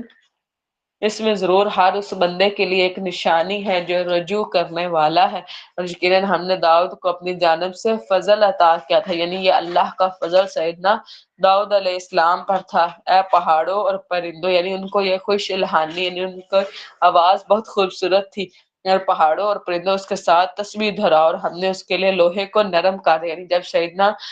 داؤد تسبیح کرتے تو پہاڑ اور پرندے سیدنا داؤد کے ساتھ تسبیح کیا کرتے تھے، اور یہ اللہ کا فضل تھا کہ اللہ تعالیٰ نے لوہے کو ان کے لیے نرم کر دیا تھا کہ وہ بڑی نرمی سے، جس طرح کسی نرم چیز کو یعنی موڑتے ہیں، وہ ویسے اس لوہے کو موڑ لیا کرتے تھے۔ یہ کہ تم کشادہ زرہ بناؤ، یعنی زرہ جو ہے وہ سیدنا داؤد علیہ السلام نے، یعنی جو کڑی دار زرہ جس کے اندر کنڈیاں ہوتی ہیں، وہ سیدنا داؤد نے پہلی دفعہ بنانا شروع کی تھی۔ اور کنڈیاں جوڑنے میں اندازے رکھو اور نیک کام کیا کرو، یقیناً جو بھی تم عمل کرتے ہو میں اس کو خوب دیکھنے والا ہے۔ یعنی اللہ رب العزت نے سیدنا داؤد پر جو ان کی کتاب زبور اتاری، وہ اتنی آسان کر دی تھی ان کے یعنی ان کے لیے پڑھنا کہ وہ اپنے غلام کو یعنی اپنے جانور پر یعنی اس کو سیٹ کرنے کا حکم دیتے، اور اتنی دیر تک جو ہے وہ زبور جو ہے وہ اتنے عرصے میں پڑھ چکے ہوتے تھے. اور سلمان کے لیے ہوا کو تابعہ کر، یعنی سیدنا سلمان کے یہ ہوا جو تھی وہ تابعہ تھی. اس کا صبح کا چلنا 1 مہینے کا، یعنی صبح جب ہوا چلتی تو وہ 1 مہینے جتنی مسافت جو ہے وہ طے کر لیا کرتی ہے. اور اس کا شام کا چلنا بھی 1 ماہ کا تھا، یعنی شام کے وقت جب وہ چلتی تو وہ اتنی مسافت طے کرتی جتنی کہ 1 مہینے کے مسافت ہے. اور وہ سیدنا سلمان کو اور ان کے لشکر کو جہاں ان کو حکم دیتے وہ لے کے اڑا کرتے تھے. ہم نے اس کے لیے تانبے کا چشمہ بہایا، اور اس کے رب کے حکم سے بعض جنات اس کے سامنے کام کرتے تھے، اور ان میں سے جو ہمارے حکم سے سرکشی کرتا ہم اسے بڑھتی ہوا کا کچھ عذاب سکھاتے. یعنی وہ جو جنات تھے وہ اللہ کے حکم سے ہی سیدنا سلمان کے تابع تھے، اور جو تابع فرمانی نہیں کرتا تھا وہ آگ کا عذاب چکھتا. وہ اس کے لیے تیار کر دیتے تھے جو وہ چاہتا عالی شانہ مارتے. سیدنا سلمان ان کو عالی شانہ مارتے بنانے کا حکم دیتے، اور مجسمے اور حوض نما لگان اور ایک جگہ جمی ہوئی دیگیں، یعنی ایسے بڑے بڑے برتن جو ایک جگہ جمے ہوئے تھے، یعنی ان کو ہلایا نہیں جا سکتا. اے آل داؤد شکر کے لیے عمل کرو، یعنی جو اللہ نے احسانات کیے ہیں ان کے شکر کے طور پر نیک اعمال کرو، اور میرے بندہ میں سے بہت تھوڑے شکر گزار ہے. پھر جب ہم نے اس پر موت کا فیصلہ کیا، یعنی اللہ رب العزت نے جب سیدنا سلیمان علیہ السلام پر موت کا فیصلہ کیا تو کسی چیز نے ان کو اس موت کا پتہ نہیں دیا مگر زمین کے کیڑے نے. ہوا یہ کہ جب ان پر موت آئی تو سیدنا سلیمان جو ہے وہ اپنے عصا پر ٹیک لگائے ہوئے تھے، ٹھیک ہے. اور وہ یعنی اپنی موت کے کہا جاتا ہے کہ 1 سال تک وہ ویسے ٹیک لگا کے کھڑے رہے، اور جنات کو لگا کہ شاید سیدنا سلیمان جو ہیں وہ زندہ ہیں، اور وہ ویسے ہی جو ہے وہ کام کرتے رہے جس طرح وہ یعنی ان کے حکم کے مطابق کام کیا کرتے تھے. لیکن جو زمین کا کیڑا یعنی دیمک تھا وہ اس عصا کو کھاتا رہا، اور سال بعد جب وہ دیمک نے اس کیڑے کو کھا لیا تو وہ عصا ٹوٹ گیا، اور سیدنا سلمان کا جو جسد مبارک تھا وہ زمین پر آ گیا. اور وہاں سے ان کو پتا چلا کہ سیدنا سلمان جو ہے وہ زندہ نہیں ہے، وفات پا گئے ہیں. اس عصا کو کھا رہا تھا. پھر جب سلمان گر پڑا تو جنوں کو معلوم ہو گیا کہ اگر وہ غیب کو جانتے ہوتے، یعنی اس سے مراد یہ ہے کہ جو جن ہے وہ غیب کا علم نہیں جانتے، اگر وہ غیب کا علم جانتے ہوتے تو سیدنا سلمان کی موت کا ان کو پتہ چل جاتا، تو ذلیل کرنے والے اس عذاب میں مبتلا نہ رہتے. 1 سال سے جو وہ ہے مسلسل جو ہے وہ اس طرح ہی کام کر رہے تھے. بلا شبہ یقیناً سبا کے لیے ان کے اپنے مسکن میں نشانی موجود ہے. یہ قوم سبا کی بات کر رہی ہے جس کی جو ملکہ تھی، ملکہ سبا سیدنا سلمان کے پاس آئی تھی اور انہوں نے اسلام قبول کیا تھا. ایک عرصہ تک ان کے اندر توحید رہی، لیکن اس کے بعد انہوں نے پھر انکار کر دیا. نشانی موجود تھی، دائیں اور بائیں 2 باغ تھے. اپنے رب کے رزق میں سے کھاؤ اور اس کا شکر ادا کرو، پاکیزہ شہر اور رب ہے بے حد بخشنے والا. اور پھر بھی وہ منہ موڑ گئے، چنانچہ ہم نے ان پر بند کا سیلاب بھیج دیا. یعنی یہ ایسی یعنی علاقے میں تھے جہاں پر سیلاب بڑے آتے تھے، تو انہوں نے ایک ڈیم بنا دیا تھا کہ سیلاب کا پانی اس کے اندر سٹور کرتے اور اس کے ذریعے 2 باغوں کو سراب کرتے، اور اس سے اتنی ارننگ ہوتی کہ یہ سارا علاقہ بڑا خوشحال تھا. لیکن پھر یہ توحید سے ہٹ گئے تو اللہ تعالیٰ نے اس ڈیم کو توڑ دیا اور وہ سیلاب جو تھا ان کے اوپر آ گیا. اور ان کے 2 باغوں کے بدلے ہم نے 2 ایسے باغ دیے جو بد مزہ پھلوں اور جھاؤ کے درختوں اور تھوڑی سی بیریوں والے تھے. یعنی وہ جو یعنی جب سیلاب ختم ہوا تو پیچھے جو درخت اگرے وہ اس طرح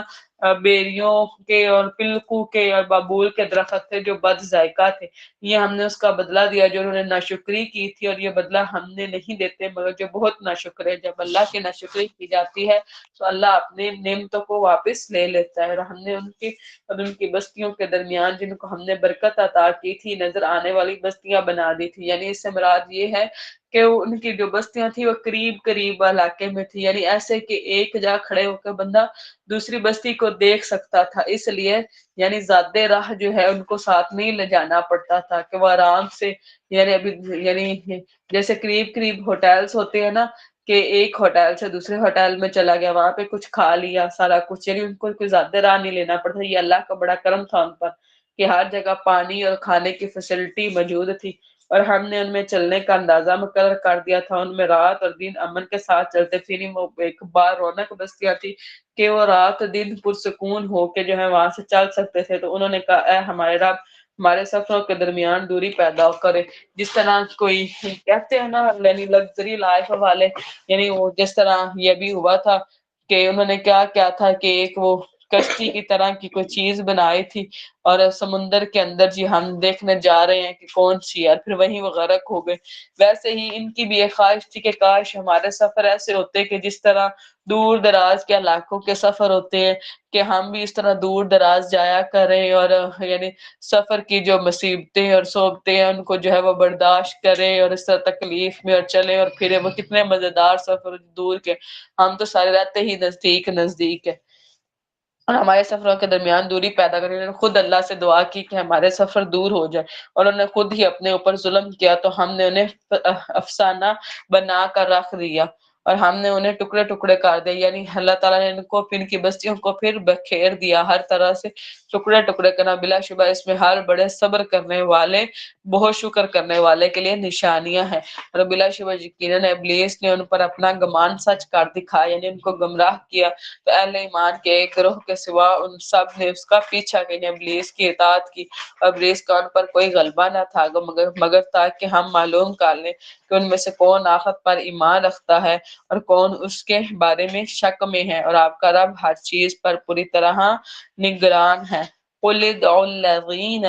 آپ کہہ دیں پکارو اللہ کے سوا جن کے بارے میں تم گمان کرتے ہیں، اللہ کا چھوڑ کر جن شریکوں کا تم گمان کرتے ہو. وہ آسمان اور زمین میں ذرہ برابر کسی چیز کی ملکیت نہیں رکھتے اور نہ ہی ان کا ان دونوں میں کوئی حصہ ہے اور نہ ہی ان میں سے کوئی اس کا مددگار ہے، اور اس کے پاس کوئی شفاعت کام نہیں آئی. یعنی اللہ کے پاس کوئی شفاعت کام نہیں آئے گی مگر جس کے لیے وہ اجازت دے، یعنی جس کی اللہ خود اجازت دے. حتیٰ کہ ان کے دلوں سے گھبراہٹ دور کی جاتی ہے تو وہ کہتے ہیں کہ تمہارے رب نے کیا فرمایا. یعنی اس سے مراد فرشتے ہیں کہ جب اللہ رب العزت جو ہے کوئی کسی کام کا حکم دیتے ہیں تو وہ فرشتوں کو ایسے سنائی دیتا ہے جیسے چکنی مٹی پر زنجیر چلتی ہے. پھر جب وہ آواز چلی جاتی ہے تو وہ حکم ان کے سینوں پر آ جاتے ہیں اور وہ کہتے ہیں کہ تمہارے رب نے ایک دوسرے سے بات کرتے ہوئے کہتے ہیں کہ رب نے کیا فرمایا، تو وہ کہتے ہیں قال الحق، وہ کہیں گے کہ حق، اللہ نے جو بات جو فیصلہ کیا ہے وہ حق ہے. وہ واہو العلی الکبیر، وہ سب سے بلند اور بہت بڑا ہے. آپ کہہ دیں کہ تمہیں آسمانوں اور زمین سے رزق کون دیتا ہے، آپ کہہ دیں کہ اللہ تعالیٰ. جب کافر سے کہا جاتا ہے کہ آسمان اور زمین سے رزق کون دیتا ہے تو کافر فوراً سے بولتے تھے کہ اللہ تعالیٰ، اور بے شک ہم یا تم میں سے ضرور ایک ہدایت پر ہے. یعنی اے نبی آپ ان کو کہہ دیں یا ہم ہدایت پر ہے یا تم ہدایت، دونوں گروہ میں سے کوئی ایک ہدایت پر ہے یا کھلی گمراہی میں ہے. آپ کہہ دیں کہ جو جرم ہم نے کیے ان کے بارے میں تم سے نہیں پوچھا جائے گا. یعنی ہمارے اعمال ہمارے لیے اور تمہارے اعمال تمہارے لیے، اور جو کام تم کرتے ہو اس کے بارے میں ہم سے نہیں پوچھا جائے گا. آپ کہہ دیں کہ ہمارا رب ہمیں جمع کرے گا، پھر ہمارے درمیان برحق فیصلہ کرے گا، اور وہی خوب فیصلہ کرنے والا سب کچھ جاننے والا ہے. آپ کہہ دیں کہ مجھے دکھاؤ جنہیں تم نے اس کے ساتھ شریک بنا کر اس کے ساتھ ملایا ہے. ہرگز نہیں، یعنی ان شریکوں نے کیا کیا ہے، اس کی ان کی کوئی دلیل تو بتاؤ. ہرگز نہیں، بلکہ وہ اللہ تعالیٰ ہی سب پر غالب کمال حکمت والا ہے. وَمَا أَرْسَلْنَاكَ، ہم نے آپ کو تمام انسانوں کے لیے خوشخبری دینے والا اور ڈرانے والا بنا کر بھیجے. یعنی اس سے مراد نبی صلی اللہ علیہ وسلم ہے. اکثر نہیں جانتے اور وہ کہتے ہیں کہ اگر تم سچے ہو تو یہ وعدہ کب ہوگا. یعنی نبی صلی اللہ علیہ وسلم سے کہا جاتا ہے کہ قیامت کا وعدہ کب ہوگا. آپ کہہ دیں کہ تمہارے لیے ایک ایسے دن کا وعدہ ہے جس سے تم ایک گھڑی نہ پیچھے ہٹ سکتے ہو نہ ہی آگے بڑھ سکتے. یعنی جب اللہ کا وعدہ آ جائے گا اس سے نہ تم آگے جا سکو گے اور نہ ہی پیچھے. اور جن لوگوں نے کفر کیا انہوں نے کہا کہ ہم اس قرآن پر ہرگز ایمان نہیں لائیں گے اور نہ ہی اس پر جو اس سے پہلے ہے. یعنی نہ تو ہم اس قرآن پر ایمان لائیں گے نہ ہی ان پر جو اس سے پہلے کتابیں اتاری گئی. یہ کفار تھے جو یہ باتیں کرتے تھے. اور کاش آپ دیکھیں جب ظالموں کو ان کے رب کے پاس کھڑا کیا جائے گا، یعنی ظالم لوگ جو ہیں جب حشر والے دن اللہ کے سامنے کھڑے ہوں گے ان میں سے ایک دوسرے کی بات کو رد کر رہا ہوگا. یعنی ایک جو ہے وہ دوسرے کی بات کو جھٹلا رہا ہوگا. جو لوگ کمزور سمجھے گئے وہ ان لوگوں سے کہیں گے، یعنی جو فالوورز ہیں وہ اپنے لیڈر سے کہیں گے کہ جو بڑے بنے ہوئے تھے، یعنی جو گناہ میں آگے تھے، اگر تم نہ ہوتے تو ضرور ہمیں مان لے آتے. یعنی اگر تم ہمیں گمراہ نہ کرتے تو ہم اللہ رب العزت پر ایمان لے کے آتے. جو لوگ بڑے بنے ہوئے تھے یعنی وہ جو ہیرو ہیروئنس تھے جو بڑا سمجھتے تھے وہ کیا کہیں گے کہ وہ ان لوگوں سے کہیں گے جو کمزور سمجھے جاتے تھے، یعنی فالوورز تھے، کیا ہم نے تمہیں ہدایت سے روکا تھا؟ یعنی ہم نے آ کے تم لوگوں کو روکا تھا کہ ہدایت نہ کرو، اس کے بعد کہ وہ تمہارے پاس آ چکی تھی، یعنی ہدایت آ چکی تھی تو ہم نے آ کے کوئی گھر گھر آ کے نوک تو نہیں کیا تھا کہ ہدایت کے راستے پہ نہ چلو، بلکہ تم ہی خود ہی مجرم ہو، یعنی تمہارے اپنے نفسوں نے اس بات پر ایگری کیا تھا کہ تم نے سکرول ڈاؤن میں کیا چیز دیکھنی ہے اور کیا نہیں۔ سکرول میں تو سب کچھ آ رہا تھا، نعت بھی آ رہی تھی، گانا بھی آ رہا تھا، تلاوت بھی آ رہی تھی، نشید بھی آ رہی تھی، ڈانس بھی آ رہا تھا، تو تم خود جو ہے تمہاری اپنی مرضیاں تھی کہ تم کس جگہ پر رکتے تھے۔ اور وہ لوگ جو کمزور سمجھے گئے ان لوگوں سے کہیں گے جو بڑے بنے ہوئے تھے بلکہ دن رات کی مکار تھی، یعنی تم وہ لوگ ہو کہ تم نے دن رات جو شیطان کے اعمال ہے وہ ہمارے سامنے مزین کرتے رہے، جب تم ہمیں حکم دیتے تھے کہ ہم اللہ تعالیٰ سے کفر کریں اور اس کے ساتھ شریک بنائیں، اور وہ ندامت کو چھپائیں گے جب وہ عذاب کو دیکھیں گے، اور جن لوگوں نے کفر کیا ہم ان کی گردنوں میں توق ڈال دیں گے، یعنی کیا ہے کہ ان کی گردنوں کے اندر جو ہے وہ توق ہوں گے لوہے کے، انہیں بدلہ نہیں دیا جائے گا مگر جو وہ عمل کیا کرتے ہیں، یعنی یہ جو توق ڈالنا ہے ان کے عمل کی وجہ سے۔ اور ہم نے کسی بستی میں کوئی خبردار کرنے والا نہیں بھیجا مگر اس کے خوشحال لوگوں نے کہا یقیناً ہم اس کا کفر کرنے والے ہیں جس کے ساتھ تمہیں بھیجا، یعنی ہر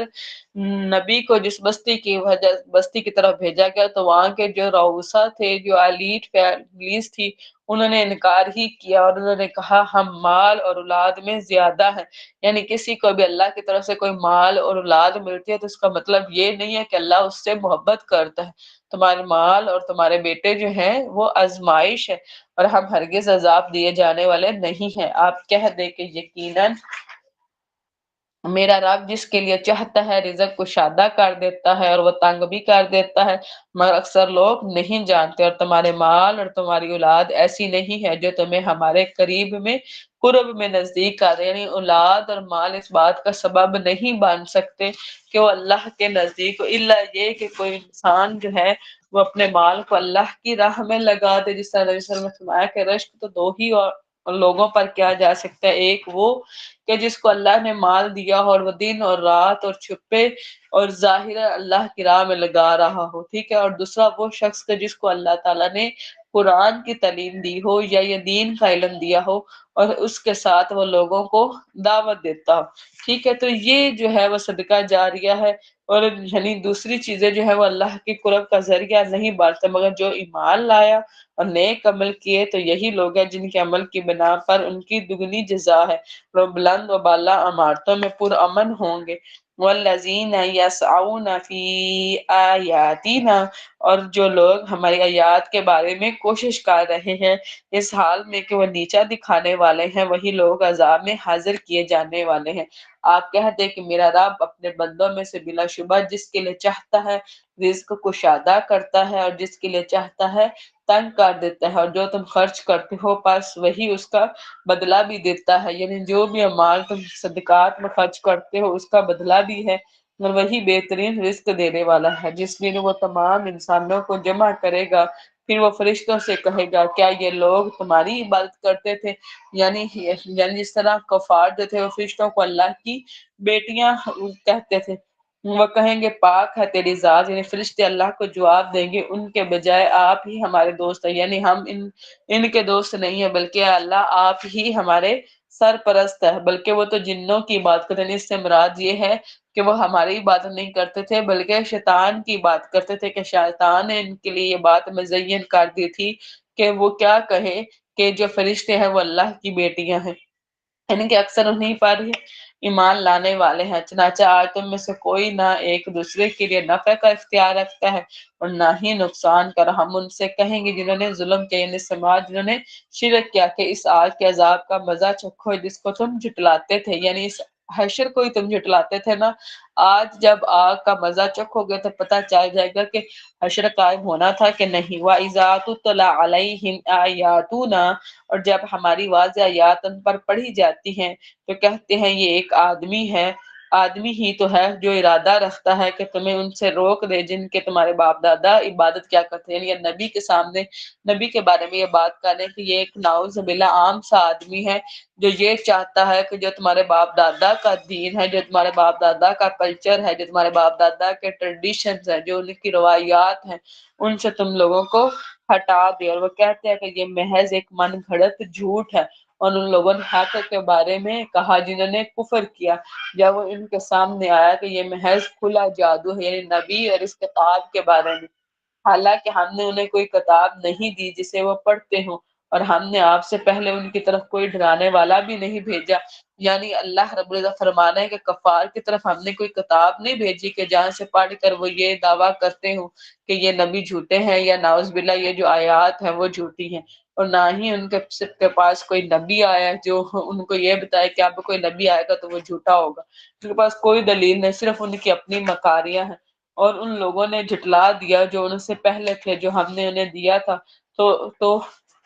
اس کے 10ویں حصے کو بھی نہیں پہنچے۔ نہیں، ان سے پہلے جن قوموں کو اللہ نے ہلاک کیا، جیسے قوم صالح تھی اور قوم عاد تھی، ان کو جتنا اللہ تعالیٰ نے فزیکل پاور اور فائنینس دیا ہوا تھا، اللہ تعالیٰ فرما رہے ہیں کہ ان لوگوں کو تو اس کے 10واں حصہ بھی نہیں ملا، اور پھر بھی یہ اتنا اترا رہے ہیں۔ بس انہوں نے میرے رسولوں کو جھٹلایا تو کیسا تھا میرا عذاب، کہ اللہ تعالیٰ کے لیے پھر ایسے لوگوں کو عذاب دینا کچھ مشکل نہیں ہے۔ آپ کہہ دے کہ میں تمہیں ایک بات کی نصیحت کرتا ہوں کہ تم اللہ تعالیٰ کے واسطے دو دو اور ایک ایک کھڑے ہو جاؤ، یعنی یا تو اکیلے کھڑے ہو کر اللہ کی آیات کے اوپر اور نبی صلی اللہ علیہ وسلم پر جو ہے وہ غور و فکر کرو، یا دو دو لوگ جمع ہو جاؤ اور غور و فکر کرو کہ کیا تمہارے ساتھی کو کوئی جنون ہے، یعنی نبی صلی اللہ علیہ وسلم کے اندر کوئی جنون ہے، وہ تو محض ایک سخت عذاب سے پہلے تمہیں خبردار کرنے والا ہوں۔ یعنی نبی صلی اللہ علیہ وسلم فرمایا کرتے تھے کہ میری مثال اس شخص کی طرح ہے کہ کوئی ایک شخص آئے اور کہے کہ یہ لوگ، یہ اس پہاڑی کے پیچھے ایک قافلہ ہے جو تم پر حملہ کرنا چاہتا ہے، تو جو لوگ اس بات پر ایمان لے آئیں، یعنی اس شخص کی بات پر ایمان لے آئیں اور اپنے بچاؤ کا سامان کر لیں اور وقت سے پہلے ہی اس جگہ سے نکل جائیں تو وہ تو اس حملے سے بچ جائیں۔ اور جس شخص نے کہا کہ یہ شخص تو جھوٹ بول رہا ہے اور وہی رہے اور حملہ آور اس پر حملہ کر لے اور اس کو بالکل ختم کر دیں، یہی میری مثال ایسی ہے کہ میں اللہ کی طرف بلا رہا ہوں، جو مجھ پر یقین کرے اللہ کی طرف آ جائے تو اس کے لیے جنت ہے، اور جو میرے پر یقین نہ کرے اور اللہ کی طرف نہ آئے تو اس کے اوپر جو ہے وہ عذاب ہے جہنم کا۔ آپ کہہ دیں کہ میں نے تم سے جو اجر مانگا ہے وہ تمہارے ہی لیے ہے، میرا اجر صرف اللہ تعالیٰ، یعنی اس نبوت کے بعد کو جو میں پہنچا رہا ہوں اس کا اجر اللہ کی طرف سے ہے، اور وہ ہر چیز پر گواہ ہے۔ آپ کہہ دیں یقیناً میرا رب حق دل میں ڈالتا ہے، وہ سب غیبوں کو خوب جاننے والا ہے۔ آپ کہہ دیں کہ حق آ گیا اور باطل نہ آغاز کر سکتا ہے نہ ہی وہ اعادہ کر سکتے ہیں۔ تمہارے جو باطل معبود ہے نہ وہ کسی چیز کو پیدا کر سکتے ہیں اور نہ ہی مار سکتے ہیں۔ آپ کہہ دیں کہ اگر میں گمراہی پر ہوں تو اپنی جان پر ہی گمراہ ہوں، یعنی جو بھی میں گمراہی کا عمل کروں گا اس کا جو جزا ہے وہ میری جان پر ہی ہے، اور اگر میں نے ہدایت پائی تو اس کی وجہ سے جو میرے رب نے میری طرف وہی بھیجی، یعنی اگر میں ہدایت کی بات کرتا ہوں تو وہ صرف اس وجہ سے ہے کہ میرے اللہ نے اس کتاب کو میرے اوپر وحی کیا ہے، بلا شبہ وہ سب کچھ سننے والا قریب ہے۔ اور کاش آپ دیکھیں جب وہ گھبرائے ہوئے ہوں گے پھر بچ کر بھاگ نہ سکیں گے اور وہ قریب کی جگہ سے پکڑے جائیں گے، یعنی اس سے مراد ان کا جہنم کا عذاب ہے کہ وہ اس عذاب سے بھاگ نہیں سکیں گے، اور دنیا میں بھی جب عذاب آتا ہے تو کوئی اس عذاب سے بھاگ نہیں سکتا اور کہیں گے کہ ہم اس پر ایمان لائے، حالانکہ دور کی جگہ سے، یعنی اس سے مراد یہ ہے کہ جو قیامت کا دن ہے وہ ایمان لانے کی جگہ نہیں ہے، بلکہ اب تم ایک دوسری دنیا میں چلے گئے ہو، ایمان لانے کی جگہ یہ دنیا ہے۔ اگر اس دنیا میں ایمان نہیں لائے تو اب قیامت جو ہے وہ جزا کا دن ہے، وہ ایمان لانے کا دن نہیں ہے۔ اس وقت اگر ایمان بھی لاتے ہیں تو وہ قابل قبول نہیں ہے، اس لیے یہاں پہ کہا جا رہا ہے کہ دور کی جگہ سے ان کے لیے ایمان کو حاصل کرنا کہاں ممکن ہے، حالانکہ یقیناً اس سے پہلے انہیں اس کے ساتھ کفر کیا، یعنی اس دین کے ساتھ اور اسلام کے ساتھ کفر کیا، اور وہ اور وہ بن دیکھے دور کی جگہ سے پھینک رہے تھے، یعنی جس طرح کوئی تیر انداز ہوتا ہے تو وہ دور سے تیر پھینکتا ہے جس میں اس کو یعنی کوئی پتہ نہیں کہ وہ نشانے پر لگتا بھی ہے یا نہیں، اسی طرح ہی وہ بغیر علم کے نبی کو کبھی سحر زدہ، کبھی اس دین کا مذاق، کبھی نبی کو مجنون، اور کبھی کس طرح کہتے تھے۔ تو ان کے جو یعنی بن دیکھے تیر تھے، اور ان کے اور اس چیز کے درمیان رکاوٹ کھڑی کر دی جائے گی جن کی وہ تمنا کر رہے ہوں گے، جیسا کہ اس سے پہلے ان جیسوں کے ساتھ کیا گیا۔ بلا شبہ وہ بے چین کرنے والے شک میں ہیں۔ یہاں پر الحمدللہ ہماری سورہ سبا جو ہے وہ مکمل ہوتی ہے، اور سورہ فاتر کا ہم آغاز کرتے ہیں۔ سورہ فاتر مکی ہے، اس میں 45 آیات اور 5 رکوع ہیں۔ بسم اللہ الرحمن الرحیم، الحمدللہ فاطر السماوات والارض، سب تعریف اللہ تعالیٰ ہی کے لیے ہے جو آسمانوں اور زمین کا پیدا کرنے والا ہے، فرشتوں کو پیغام رساں بنانے والا ہے، یعنی فرشتوں کے ذریعے اللہ اپنی وحی اور اپنے احکامات کو لوگوں تک پہنچاتا ہے، جو 2 3 اور 4 پروں والے، یعنی ہر فرشتے کو اللہ نے اس کی ضرورت کے تحت 2 اور 3 اور 4 پر دیے ہیں۔ نبی صلی اللہ علیہ وسلم نے سیدنا جبرائیل علیہ السلام کو جب ان کے اصل حالت میں دیکھا تو ان کے 600 پر تھے۔ وہ تخلیق میں جو چاہتا ہے اضافہ کر دیتا ہے، یقیناً اللہ تعالیٰ ہر چیز پر پوری طرح قدرت رکھنے والا ہے۔ اللہ تعالیٰ اپنی رحمت سے جو کچھ کھول دیتا ہے تو اسے کوئی بند کرنے والا نہیں، اور جسے وہ بند کر دیتا ہے اس کے بعد کوئی بھیجنے والا نہیں، اور سب پر غالب کمال حکمت والا، یعنی جسے اللہ عطا کر دے اس سے کوئی روک نہیں سکتا، اور جس سے اللہ روک لے اسے کوئی عطا نہیں کر سکتا۔ اے لوگوں، اپنے اوپر اللہ تعالیٰ کی نعمت کو یاد کرو کہ اللہ تعالیٰ کے سوا کوئی اور خالق بھی ہے جو تمہیں آسمانوں اور زمین سے رزق دے، یعنی اللہ کے علاوہ کوئی رب ہے جو پالنے والا ہو، جو رزق دینے والا ہو۔ لا الہ الا ہوا، اس کے سوا کوئی معبود نہیں، تو تم کہاں سے بہکائے جاتے ہو، اور اگر وہ آپ کو جھٹلاتے ہیں تو بلا شبہ آپ سے پہلے بہت سے رسول جھٹلائے گئے، اور سارے کام اللہ تعالیٰ ہی کی طرف لوٹائے جاتے ہیں۔ لوگوں، یقیناً اللہ تعالیٰ کا وعدہ سچا ہے، تو دنیا کی زندگی تمہیں دھوکے میں نہ ڈالے، اور نہ ہی وہ بڑا دھوکے باز، اس سے مراد شیطان ہے کہ اللہ تعالیٰ کے متعلق تمہیں دھوکے میں ڈال دے۔ یقیناً شیطان تمہارا دشمن ہے تو تم اسے دشمن بنا لو، یعنی اس دشمن کو دشمن ہی سمجھو، اور اس کے ساتھ جنگ ہی کرو کہ جس بات پر وہ تمہیں اکسائے اس کے مخالف جاؤ۔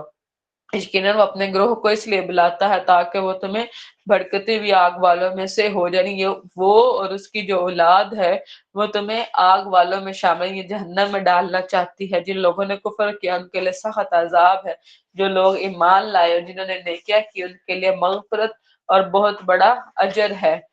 تو کیا وہ شخص جس کے لیے اس کا برا عمل خوشنما بنا دیا گیا، یعنی جو برے اعمال تھے وہ خوشنما، جس طرح کوئی برائی کرتا ہے اور وہ پھر بھی بڑا کانفیڈنٹ ہوتا ہے کہ میں تو بڑے اچھے عمل کر رہا ہوں۔ یہ ایک مثال جو ہے وہ ہمیں سوسائٹی میں بڑی عام مل جاتی ہے کہ اصل میں ہوتے وہ فسادی ہیں، لیکن اپنے آپ کو کیا کہہ رہے ہوتے ہیں کہ ہم تو اصلاح کرنے والے ہیں، پھر وہ اسے اچھا سمجھ رہا ہو۔ پر یقیناً اللہ تعالیٰ جس سے کو چاہتا ہے گمراہ کرتا ہے اور جس کو چاہتا ہے ہدایت دیتا ہے۔ چنانچہ آپ کی جان ان پر افسوس کر کے نہ جاتی رہی۔ نبی صلی اللہ علیہ وسلم سے اللہ تعالیٰ فرما رہے ہیں کہ کیا اس کہ اگر وہ ایمان نہیں لائیں گے تو آپ خود کو اس افسوس میں کیا کریں گے، ہلاک کر لیں گے، ان پر نہ جاتی رہے، لیکن اللہ تعالیٰ خوب جاننے والا ہے جو کچھ بھی وہ کرتے ہیں۔ واللہ الذی ارسل، اور اللہ تعالیٰ ہی ہے جس نے ہواؤں کو بھیجا، پھر وہ بادل کو ابھارتی ہیں، یعنی ہوائیں جو ہیں وہ بادلوں کو لے کر چلتی ہیں، پھر ہم اسے ایک بے آباد علاقے کی طرف ہانک کر لے جاتے ہیں، فرشتے ان کو ہانکتے ہیں، پھر اس کے ذریعے زمین کو اس کے مردہ ہو جانے یعنی بنجر ہو جانے کے بعد زندہ کرتے ہیں۔ جی اٹھنا بھی اسی طرح ہے، یعنی تمہارا موت کے بعد اور قبر کے بعد قیامت والے دن دوبارہ جی اٹھنا بھی ایسے ہی ہے جیسے بنجر زمین دوبارہ ہریالی کی طرف جاتی ہے۔ جو عزت کا ارادہ رکھتا ہے تو عزت ساری کی ساری اللہ تعالیٰ ہی کے لیے ہے۔ وَتُعِزُّ مَن تَشَاءُ وَتُذِلُّ مَن تَشَاءُ، یعنی اللہ کے ہی ہاتھ میں ہے، وہ جس کو چاہتا ہے عزت دیتا ہے اور جس کو چاہتا ہے ذلیل کر دیتا ہے، اسی کی طرف پکیزہ بات چڑھتی ہے، یعنی اس سے مراد نیک اعمال ہے جو فرشتے فجر اور عصر کے وقت جو ہے وہ لے کر چڑھتے ہیں، اور نیک عمل اس کو بلند کرتا ہے۔ جو لوگ برائیوں کی خفیہ تدبیر کرتے ہیں ان کے لیے سخت عذاب ہے، اور ان کی تدبیر خود ہی غارت ہو کر رہے گی، یعنی جو برائیاں کرتے ہیں اور اس میں یعنی کوششیں کرتے ہیں ان کی تدبیریں ان پر الٹی ہو جائیں گی۔ اور اللہ تعالیٰ نے تمہیں مٹی سے پیدا کیا، اس سے مراد سیدنا آدم ہے، پھر نطفے سے یعنی ان کی نسل کو پانی کے قطرے سے چلایا، پھر تمہارے جوڑے بنائے، یعنی کہ تمہاری بیویاں اور کوئی مادہ حاملہ نہیں ہوتی اور نہ ہی کوئی بچہ جنتی ہے، یعنی ابھی یعنی انٹریمیسی کے بعد بھی یعنی جوڑے کو نہیں پتا ہوتا کہ اس کے بعد جو ہے وہ حمل ٹھہرے گا کہ نہیں، لیکن اللہ کو پتا ہوتا ہے کہ اللہ نے اس میں حمل ٹھہرانا ہے کہ نہیں اٹھانا۔ تو اللہ تعالیٰ فرما رہے ہیں کہ کوئی مادہ حاملہ نہیں ہوتی اور نہ ہی کوئی بچہ جنتی ہے، یعنی عورت کو خود بھی اس وقت پتا نہیں ہوتا آغاز کے ایام میں کہ وہ پریگننٹ ہے یا نہیں، مگر اس کے علم ہے، لیکن اللہ کو پتا ہوتا ہے کہ کسی عمر پانے والے کو عمر نہیں دی جاتی اور نہ ہی کسی عمر میں کمی کی جاتی، یعنی کسی کی عمر میں اضافہ یا کمی یہ بھی اللہ کو پتا ہے کہ کس کی عمر میں اضافہ کیا جا رہا ہے اور کس کی عمر میں کمی کی جا رہی ہے۔ اور جس طرح نبی صلی اللہ علیہ وسلم کی حدیث ہے، اگر تم چاہتے ہو کہ تم لمبی عمر پاؤ تو صلہ رحمی کیا کرو، مگر وہ ایک کتاب میں یعنی لوح محفوظ میں، یقیناً اللہ تعالیٰ پر یہ بہت ہی آسان ہے اور دو سمندر یکساں نہیں ہے۔ یہ میٹھا اور پیاس بجھانے والا ہے جس کا پانی آسانی سے گلے سے اترنے والا ہے، اور یہ کھاری کڑوا ہے جس سے مراد سمندر ہے، اور تم ہر ایک میں سے تازہ گوشت کھاتے، یعنی دونوں دریاؤں سے بھی یہ مچھلیاں ملتی ہیں اور سمندروں سے بھی، اور تم زیورات نکالتے ہو جسے تم پہنتے ہو، اس سے مراد سیپیاں اور یعنی پرلز وغیرہ ہے، اور تم اس میں پانی کو چیرنے والے جہاز دیکھتے ہو کہ تم اس کا فضل تلاش کرو، یعنی جہازوں کے ذریعے تم یعنی ان کے اندر جاتے ہو اور گوشت اور زیورات نکالتے ہو تاکہ تم شکر ادا کرو۔ یولج اللیل فی النہار ویولج النہار فی اللیل، اور وہ رات کو دن میں داخل کرتا ہے اور دن کو رات میں داخل کرتا ہے، سورج اور چاند کو اس نے مسخر کر رکھا ہے اور ہر ایک مقررہ وقت تک کے لیے چل رہے، یعنی جو جس کا وقت لکھا ہوا ہے وہ اس وقت تک جو ہے اللہ کے حکم سے چل رہا ہے۔ اور اللہ تعالیٰ تمہارا رب بادشاہی اسی کی ہے، اور اسی کے سوا جن لوگوں کو بھی تم پکارتے ہو وہ کھجور کی گٹھلی کے چھلکے کی ملکیت بھی نہیں رکھتے، یعنی اللہ ایسا مالک ہے کہ تمام زمینوں آسمان کائنات اور جو کچھ اس کے اندر موجود ہے سب کا مالک اللہ ہے، اور جن شریکوں کو پکارتے ہو وہ اس ایک کھجور کی گٹھلی کے بھی مالک نہیں ہے، اور اگر تم انہیں پکارو تو وہ تمہاری پکار نہیں سنیں گے، اور اگر وہ سنیں بھی تو تمہاری درخواست قبول نہیں کریں گے، یعنی جب وہ طاقت ہی نہیں رکھتے تو دعا کو قبول کیسے کریں گے، اور قیامت کے دن وہ تمہارے شرک کا انکار کر دیں گے، اور پوری خبر رکھنے والے کی طرح کوئی آپ کو خبر نہیں دے گا۔ اے لوگو تم سب اللہ تعالیٰ کے محتاج ہو، اور اللہ تعالیٰ بے پرواہ تمام تعریفوں کے لائق ہے، یعنی انسان جو ہے وہ اللہ پر ڈیپینڈنٹ ہے، اللہ کو انسانوں کی کوئی غرض نہیں ہے، اگر وہ چاہے تو تمہیں لے جائے اور نئی مخلوق لے آئے، جیسے انسانوں سے پہلے دنیا میں جنات تھے تو اللہ ان کو لے گیا اور انسان پیدا کیا، رب اللہ کے لیے کچھ مشکل نہیں ہے کہ اللہ تعالیٰ انسانوں کو لے جائے اور اس جگہ ایک نئی مخلوق لے آئے، اور یہ اللہ تعالیٰ پر کچھ مشکل نہیں ہے، اور کوئی بوجھ اٹھانے والی جان کسی دوسری کا بوجھ نہیں اٹھائے، یعنی کوئی بھی کسی دوسرے کے گناہوں کا جو یعنی اعمال کا بوجھ ہے وہ نہیں اٹھائے گا، اور اگر کوئی بوجھ سے لدی ہوئی جان اپنے بوجھ کے لیے پکارے گی تو اس کے بوجھ میں کچھ بھی اٹھایا نہ جائے گا، یعنی کسی نے اپنے یعنی گناہوں کے یعنی اعمال کا جو بوجھ ہے وہ لٹرلی ایسے جیسے اپنی کمر پر بوجھ کی بوریاں جیسے ہم نے لادی ہوئی ہوتی ہے نا، اسی طرح اعمال کا بوجھ ہوگا جو ان کے کمروں پر قیامت والے دن لا دیا جائے گا، اور اگر کوئی بوجھ والی جان کسی دوسرے کو کہے گی کہ میری ہیلپ کر دو کہ میرا بوجھ تھوڑا سا اٹھا لو، تو اس کا کوئی بھی اس کا بوجھ نہیں اٹھائے گا، اگرچہ وہ قریبی رشتہ دار ہو، یعنی چاہے کہ وہ بیٹا ہو یا بیٹی ہو یا ماں باپ ہو یا اولاد ہو یا کوئی بھی رشتہ دار بہن بھائی ہو، آپ در حقیقت صرف انہی لوگوں کو ڈراتے ہیں جو بن دیکھے اپنے رب سے ڈرتے ہیں اور نماز قائم کرتے ہیں، اور جو پاکیزگی اختیار کرتا ہے تو یقیناً اپنے لیے ہی پاکیزگی اختیار کریں. جو تقوی اختیار کرتا ہے وہ اپنی جان کی آسانی کے لیے تقوی اختیار کرتا ہے. اللہ تعالیٰ ہی کی طرف لوٹ کر جانا ہے. اور اندھا اور آنکھوں والا برابر نہیں، یعنی وہ جو یعنی دیکھ سکتا ہے، یعنی اس دین کو نور سے دیکھ سکتا ہے، اور وہ یعنی اس سے مراد کافر اور مسلمان ہے، اور نہ اندھیرے اور نہ روشنی، یعنی اس سے مراد گمراہی کے اندھیرے اور دین کی روشنی ہے، اور نہ سایہ اور دھوپ، اس سے مراد جنت اور جہنم ہے، اور نہ زندہ اور نہ مردہ برابر، یعنی اس سے مراد مسلمان اور کافر، یعنی جو نماز پڑھے اور جو نہ نماز پڑھے. نماز جو ہے وہ فرق کرتی ہے کسی کافر میں اور کسی مسلمان میں. یقیناً اللہ تعالیٰ جس سے چاہتا ہے سناتا ہے، یعنی اپنے دین کی ہدایت کے لیے ان کو سناتا ہے، اور آپ ان کو ہرگز نہیں سنا سکتے جو قبروں میں جن کے دل مردہ ہو چکے ہوئے ہیں. آپ تو ایک خبر دار کر دینے والے ہیں. یقیناً ہم نے آپ کو حق کے ساتھ خوشخبری دینے والا اور ڈرانے والا بنا کر بھیجا ہے، اور کوئی امت نہیں مگر اس میں ایک خبردار کرنے والا گزرا. یعنی ہر امت کی طرف اللہ نے رسول بنا کے بھیجے ہیں جو اللہ کی خبر دیتے ہیں، اور اگر وہ آپ کو جھٹلاتے ہیں تو ان سے پہلے لوگوں نے بھی جھٹلایا تھا. ان کے پاس ان کے رسول واضح دلائل اور صحیفوں اور روشنی کرنے والی کتاب کے ساتھ آئے تھے. یعنی آپ سے پہلے بھی انبیاء آئے تھے جن کو اس طرح شریعت دی گئی تھی، لیکن لوگوں نے ان کو بھی جھٹلایا تھا. پھر میں نے ان لوگوں کو پکڑ لیا جنہوں نے کفر کیا، یعنی جنہوں نے اللہ اور اس کے رسول کا انکار کیا، تو اللہ کے عذاب کا کوڑا ان پر بس تھا. تو کیسا تھا میرا عذاب؟ الم تری ان اللہ، کیا آپ نے نہیں دیکھا کہ یقیناً اللہ تعالیٰ نے آسمان سے پانی اتارا، پھر ہم نے اس کے ساتھ کئی پھل نکالے، یعنی اس پانی کے ذریعے زمین کئی طرح کے پھل نکالتے جن کے رنگ مختلف ہیں. یعنی وہ پھل جو ہے، پانی ایک ہے جو لگ رہا ہے، اور زمین ایک ہے جو جس پر یعنی اگ رہے ہیں، لیکن جو پھل ہے وہ ذائقوں میں اور رنگوں میں اور سائز میں اور خوبصورتی میں مختلف ہے. اور پہاڑوں میں سفید اور سرخ قطع ہیں، یعنی پہاڑ جو ہیں وہ ہیں زمین پر اور آپس میں ایسے جڑے ہوئے ہیں کہ یعنی ایک تسلسل، یعنی پہاڑی سلسلے قائم کیے ہوئے ہیں، لیکن ان کے اندر بھی پھلوں کی طرح مختلف ہیں. کچھ پہاڑ سفید ہیں اور کچھ سرخ ہیں، اور ان کے قطع ہیں جن کے رنگ مختلف ہیں، یعنی دھاری دار، اور کچھ سخت کالے سیاہ ہے، یعنی کچھ پہاڑ جو ہے وہ کالے ہیں. وہ اور اس طرح انسانوں اور جانور اور مویشیوں بھی مختلف رنگ، یعنی اس طرح انسانوں کی جو سکن ٹون ہے وہ پرسن ٹو پرسن ڈفرنٹ ہے، اور جانور بھی اور مویشی بھی مختلف رنگوں والے ہیں. در حقیقت اللہ تعالیٰ کے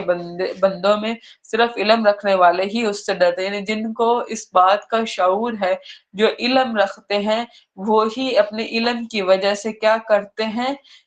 ڈرتے ہیں. جیسے علم، عمل، ایمان،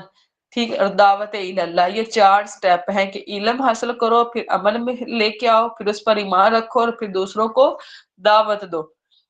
سب پر غالب بے حد بخشنے والا ہے. یقیناً جو لوگ اللہ تعالیٰ کی کتاب کی تلاوت کرتے ہیں اور نماز قائم کرتے ہیں، یعنی اللہ کی کتاب قرآن پاک کی تلاوت کرنا اور نماز قائم کرنا، اور جو کچھ ہم نے انہیں عطا کیا ہے اس میں چھپے اور کھلے خرچ کرتے ہیں، یعنی اس سے مراد صدقہ ہے. تو کوشش کیا کریں کہ جب بھی یعنی کلاس میں آنے سے پہلے جو ہے وہ صدقہ کر لیا کرے تاکہ اللہ کا قرب نصیب ہو، اور یعنی یہ کتاب ہدایت کا ذریعہ بنے. اور وہ ایسی تجارت کی امید رکھتے ہیں جو ہرگز برباد نہیں ہوگی. یعنی اللہ کے ساتھ وہ تجارت کرتے ہیں جہاں پر ایک نیکی کا اجر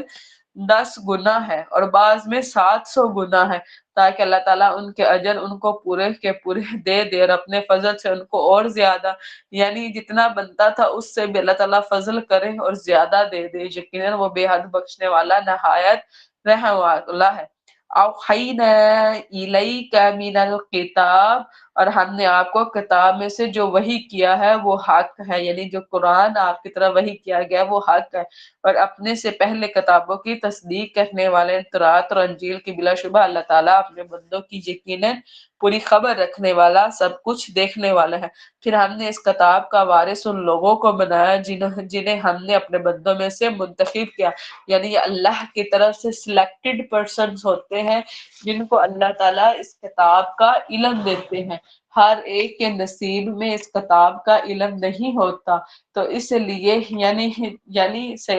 ڈاکٹر اسرار کی مجھے وہ بات بہت پسند تھی کہ وہ فرمایا کرتے تھے کہ کوئی شخص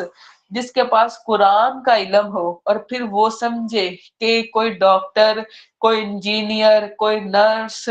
کوئی اور شعبے والا اس سے زیادہ بہتر ہے، تو اس نے اس قرآن کی ناقدری کی ہے. اس لیے اس قرآن کے جو پڑھنے پڑھانے والے لوگ ہیں، ضروری ہے کہ ان کا ادب کیا جائے اور ان کی عزت کی جائے اور ان کا احترام کیا جائے کہ نبی صلی اللہ علیہ وسلم کی حدیث ہے کہ تم سب میں سے بہتر وہ ہے جو قرآن سیکھے اور قرآن سکھائے. یعنی دنیا میں بہتر لوگوں میں رہنے کا گروپ صرف جو بہترین ہے وہ وہی ہے جنہوں نے اپنی زندگی ان دو کنڈیشنز میں لگائی ہوئی.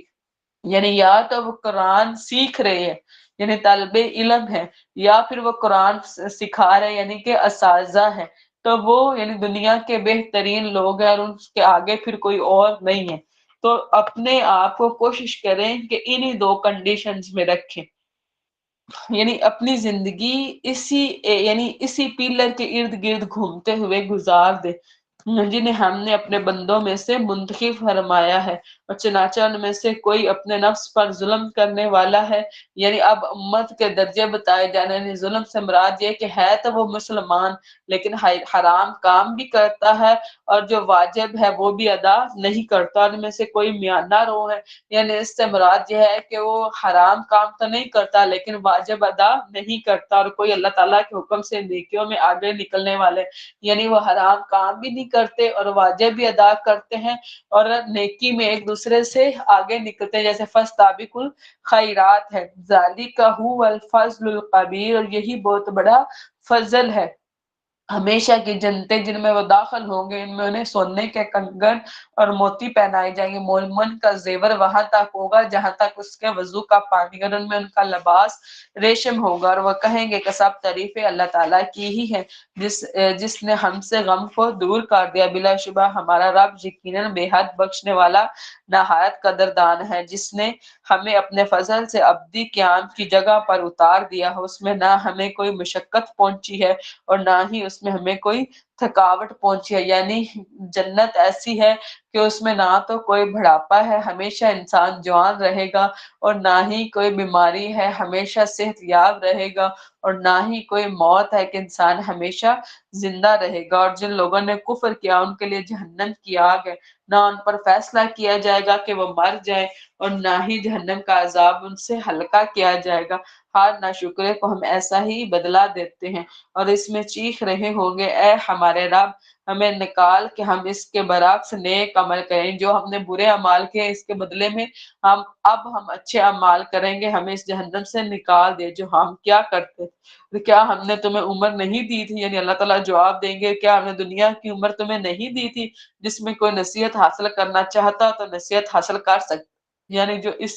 کتاب سے اپنی اصلاح کرنا چاہتا تو وہ کر سکتا تھا، اور تمہارے پاس خبردار کرنے والا آ چکا تھا. یعنی اس سے مراد رسول ہے. چنانچہ چکھو کہ ظالموں کا کوئی مددگار نہیں ہے. یقیناً اللہ تعالیٰ آسمانوں اور زمین کے غیب کو جانتا ہے، یقیناً وہ سینوں کی باتوں کا خوب جاننے والا ہے. هو الذی جعلکم خلائف، وہی ہے جس نے تمہیں زمین میں خلیفہ بنایا. پھر جو کوئی کفر کرے تو اس کا کفر اسی پر ہے، اور کافروں کا کفر ان کے رب کے ہاں ناراضگی سے کے سوا کسی چیز کا اضافہ نہیں کرتا. یعنی کافر جو کفر کرتے ہیں، جو اللہ کا انکار کرتے ہیں، تو اللہ کی ناراضگی کا سبب بنتا ہے، اور کافروں کا کفر ان کے خسارے کے سوا کسی چیز کا اضافہ نہیں کرتا. آپ کہہ دے کیا تم نے اپنے شریکوں کو دیکھا جن کو تم اللہ تعالیٰ کے ماں سوا پکارتے ہو؟ مجھے بھی دکھاؤ کہ انہوں نے زمین میں کیا کچھ پیدا کیا. یعنی اللہ تعالیٰ نبی سے فرما رہے کہ آپ ان سے پوچھیں کہ جن کو وہ اللہ کے سوا پکارے ہیں دکھائیں تو صحیح کہ انہوں نے زمین اور آسمان میں کیا پیدا کیا ہے. یا آسمانوں میں ان کا کوئی حصہ ہے، یا ہم نے انہیں کوئی کتاب دی ہے، یا اس میں وہ کسی دلیل پر قائم ہے. بلکہ ظالم ایک دوسرے سے دھوکے کے سوا کوئی وعدہ نہیں کرتے، یعنی ان کے وعدے سراسر دھوکہ ہے. ان اللہ یمسک السماوات والارض یقینا اللہ تعالیٰ آسمانوں اور زمین کو تھامے ہوئے ہے کہ وہ دونوں ٹل نہ جائیں، یعنی اپنی جگہ سے ہل نہ جائیں، اور یقیناً اگر وہ دونوں ٹل جائیں تو اس کے بعد اللہ تعالیٰ کے سوا ان دونوں کو کوئی تھام نہیں سکتا۔ یعنی اگر آسمان گر پڑے یا زمین زلزلے لانے لگے تو کوئی ایسی پاورفل اینٹی نہیں ہے جو اسے روک سکے۔ یقیناً وہ ہمیشہ سے نہایت بردبار، بے حد بخشنے والا ہے۔ اور انہوں نے اپنی پختہ قسمیں کھاتے ہوئے اللہ تعالیٰ کی قسم کھائی کہ یقیناً اگر ان کے پاس کوئی خبردار کرنے والا آیا تو وہ یقیناً ضرور ہر امت سے زیادہ ہدایت یافتہ ہوں گے۔ یعنی یہ اہل عرب ہیں جو نبی کے آنے سے پہلے یہ قسمیں کھایا کرتے تھے کہ اگر ان کی طرف کوئی رسول آیا تو وہ ضرور جو ہے یعنی اس رسول پر ایمان لے کر آئیں گے۔ پھر جب ایک خبردار کرنے والا ان کے پاس آیا تو اس نے ان کے دور بھاگنے کے سوا کوئی اضافہ نہیں کیا، یعنی وہ اس سے دور، یعنی رسول سے دور بھاگنے لگے۔ زمین میں خود کو بڑا سمجھنے اور بری تدبیر کرنے کی وجہ سے، اور بری تدبیر اس کے کرنے والوں کے سوا کسی کو نہیں گھیرتی، نہیں وہ انتظار کرتے مگر پہلوں کے طریقے کا، بس آپ اللہ تعالیٰ کے طریقے کو بدلنے کا ہرگز کوئی راستہ نہ پائیں گے، اللہ تعالیٰ کے طریقے کو پھیرنے کا ہرگز کوئی راستہ نہ پائیں گے۔ اولم یسیروا فی الارض، اور کیا وہ زمین میں چلے پھرے نہیں کہ وہ دیکھیں کہ ان لوگوں کا کیسا انجام ہوا جو ان سے پہلے گزرے تھے، حالانکہ وہ ان سے قوت میں زیادہ سخت تھے۔ یہ پہلی قوموں کا ذکر کیا جا رہا ہے، اور اللہ تعالیٰ کبھی ایسا نہیں کہ اسے کوئی چیز عاجز کر دے، نہ ہی آسمانوں میں اور نہ ہی زمین میں۔ یقیناً وہ ہمیشہ سے سب کچھ جاننے والا اور پوری قدرت رکھنے والا ہے۔ اگر اللہ تعالیٰ لوگوں کو اس کی وجہ سے پکڑتا جو انہوں نے کمایا تو سطح زمین پر کوئی جان دار باقی نہ چھوڑتا، یعنی اللہ تعالیٰ فوراً ہی گناہوں پر عذاب دینے لگتا تو کوئی زندہ نہ بچتا، لیکن وہ انہیں مقررہ مدت تک مہلت دیتا ہے، یعنی اللہ تعالیٰ نے ایک ٹائم پیریڈ کے لیے جو ہے وہ مہلت دے رکھی ہے۔ پھر جب ان کا مقررہ وقت آ جائے گا تو یقیناً اللہ تعالیٰ اپنے بندوں کو ہمیشہ سے ہی خوب دیکھنے والا ہے۔ یہاں پہ ہماری سورہ فاطر جو ہے وہ الحمدللہ مکمل ہوتی ہے اور سورہ یاسین کا آغاز ہوتا ہے۔ سورہ یاسین مکی ہے، اس میں 83 آیات اور 5 رکوع ہیں۔ بسم اللہ الرحمن الرحیم، یاسین، یہ حروف مقطعات ہیں۔ والقرآن الحکیم، قسم ہے قرآن حکمت بھرے کی، یعنی اس سے مراد دین کی سمجھ ہے، یعنی حکمت سے مراد دین کی سمجھ ہے۔ بلا شبہ آپ یقیناً رسولوں میں سے ہے کہ اللہ نے قرآن کی قسم اٹھا کر فرمایا ہے کہ نبی اللہ کی طرف سے رسول ہے، سیدھے راستے پر ہے، یعنی دین اسلام پر۔ یہ سب غالب نہایت رحم والے کی جانب سے نازل کیا ہوا، یعنی قرآن اللہ کی طرف سے نازل ہے تاکہ آپ اس قوم کو خبردار کریں جن کے باپ دادا کو خبردار نہ کیا گیا،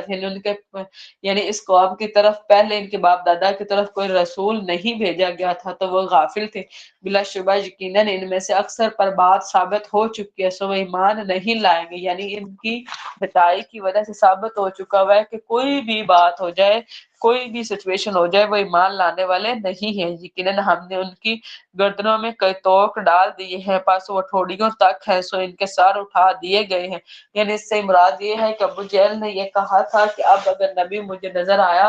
تو میں اس کے سر پر پتھر مار کے نعوذ باللہ ہلاک کر دوں گا۔ اور نبی جب کعبہ میں نماز پڑھنے کے لیے گئے تو ابو جہل جو ہے وہ پتھر اٹھانے لگا تھا کہ نبی پر مارے، تو کیا ہوا کہ اس کا ہاتھ جو ہے وہ اس کی گردن کے ساتھ چپک گیا تھا اور ٹھوڈی اور چہرہ جو ہے وہ اوپر کی طرف اٹھ گیا تھا، اور پھر وہ اسی حالت سے واپس لوٹ آیا تھا۔ اور ہم نے ایک دیوار ان کے آگے بنا دی ہے اور ایک دیوار ان کے پیچھے، پھر ہم نے انہیں ڈھانپ دیا، یعنی وہ چاروں طرف سے ڈھانپے ہوئے تو کچھ نہیں دیکھتے، یعنی وہ شعور کی آنکھ رکھتے ہی نہیں ہے جس سے وہ دین کو دیکھ سکے یا سمجھ سکے، اور ان پر برابر ہے خواہ آپ انہیں خبردار کریں یا نہ کریں وہ ایمان نہیں لائیں گے۔ آپ صرف اسی شخص کو خبردار کرتے ہیں جس نے نصیحت کی پیروی کی اور رحمان سے بن دیکھے ڈرا، سو اسے مغفرت اور باعزت اجر کی بشارت دے دے، یعنی اس سے مراد جنت ہے۔ اِنَّا نَحْنُ نُحْيِي الْمَوْتَى، اور یقیناً ہم مردوں کو زندہ کریں گے، اور ہم لکھ رہے ہیں جو انہوں نے آگے بھیجا، یعنی ہر شخص کے اعمال جو ہے وہ لکھے جا رہے ہیں اور اس کے آثار کو بھی، یعنی آثار سے مراد یہ ہے کہ کوئی شخص دین میں کوئی ایسا کام کرے جو بھلا ہو، جو نیک ہو، تو اس کے کرنے والے پر بھی اور اس کے یعنی جو اس کی اطاعت میں کرے ان پر بھی ثواب ہے، اور وہ ایک طرح سے صدقہ جاریہ رہے گا اس شخص کے لیے۔ اور کوئی شخص جو اس طرح دین اسلام لانے کے بعد بھی برا کام کرے اور اس کی دیکھا دیکھی میں لوگ بھی برا کام کرے تو اس شخص پر اس کا بھی گناہ ہے اور دوسرے لوگوں کے کرنے کا بھی۔ آثار سے مراد یہ بات یہاں پہ کی جا رہی ہے، اور ہر چیز کو ہم نے کھلی کتاب میں شمار کر رکھا ہے۔ اور ان کے لیے آپ بستی والوں کی مثال بیان کریں گے۔ ایک طرح کی بستی تھی، جب ان کے پاس رسول آیا، یعنی اللہ نے اس بستی کی طرف جو ہے وہ ایک رسول بھیجا۔ جب ہم نے ان کے پاس 2 رسول بھیجے تو انہوں نے دونوں کو جھٹلا دیا۔ ایک رسول آیا جیسے در پہ رسول بھیجے گئے، ایک رسول آیا اس کا انکار کیا تو پھر اللہ تعالیٰ نے 2 رسول اور بھیجے کہ وہ اللہ کا پیغام دے، تو انہوں نے ان دونوں کو جھٹلا دیا۔ پھر ہم نے تیسرے کے ساتھ انہیں قوت دی، یعنی تیسرا رسول بھیجا جو پہلے 2 کی قوت بنا۔ تو ان سب نے کہا یقیناً ہم تمہاری طرف بھیجے ہیں۔ تب رسولوں نے کہا کہ ہم اللہ کی طرف سے اس بستی کی طرف بھیجے ہوئے ہیں۔ انہوں نے کہا تم ہمارے ہی جیسے انسان اور رحمان نے کوئی چیز نازل نہیں کی، تم محض جھوٹ بولتے ہیں۔ انہوں نے رسولوں کا انکار کر دیا، انہوں نے کہا ہمارا رب جانتا ہے کہ بلا شبہ ہم ضرور تمہاری طرف بھیجے گئے، یعنی رسولوں نے کہا کہ اللہ جانتا ہے کہ ہم واقعی سچے رسول ہیں اور ہم پر ذمہ داری نہیں ہے مگر صاف صاف پہنچا دینا، یعنی ہمارے ذمے صرف پہنچا دینا ہے۔ تو بستی والوں نے کہا بلا شبہ ہم نے تمہیں منحوس پایا ہے، یقیناً اگر تم لوگ باز نہ آئے تو ہم ضرور تمہیں سنسار کاٹنے سے پہلے انبیاء اور رسولوں کے ساتھ کیا گیا وہی تمکی ان رسولوں کو بھی دی گئی، اور یقیناً ضرور تمہیں ہماری طرف سے دردناک عذاب پہنچے گئے، ہماری طرف سے زبان سے تانے اور تشنی اور برے الفاظ بھی ملیں گے۔ انہوں نے کہا تمہاری نحوست تمہارے ہی ساتھ ہے، تمہاری نحوست تمہارے کفر کی وجہ سے، اور کیا اگر تمہیں نصیحت کی جائے بلکہ تم حد سے بڑھنے والے ہو، یعنی اللہ کی حدود کو کراس کرنے والے ہو۔ اور شہر کے دور کے مکان سے ایک شخص دوڑتا ہوا، یعنی یہ ایک نیک اور صالح شخص تھا جو جہاں پر رسول تھے جس بستی میں، اس بستی سے دور سے دوڑتا ہوا اس بستی کی طرف آیا اور اس نے کہا اے میری قوم، یعنی اے میرے قوم کے لوگوں، رسولوں کی پیروی کرو، یعنی یہ جو رسول آئے ہیں ان کی اطاعت کرو، پیروی کرو ان کی جو تم سے کوئی اجر نہیں مانگ کر وہ سیدھا راستہ پانے والے، یعنی وہی جو ہیں وہ سیدھے راستے پر ہیں۔ یہاں پر الحمدللہ ہمارا پارہ مکمل ہوتا ہے۔ وَمَا عَلَيْنَا إِلَّا الْبَلَاغُ الْمُبِينُ۔ آپ کا کوئی کوشچن ہے بیٹا تو وہ آپ پوچھ لیں۔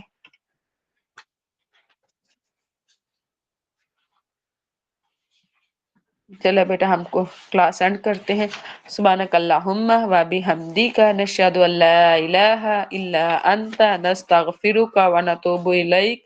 السلام علیکم ورحمۃ اللہ وبرکاتہ۔ وعلیکم وعلیکم السلام ورحمۃ السلام اللہ وبرکاتہ۔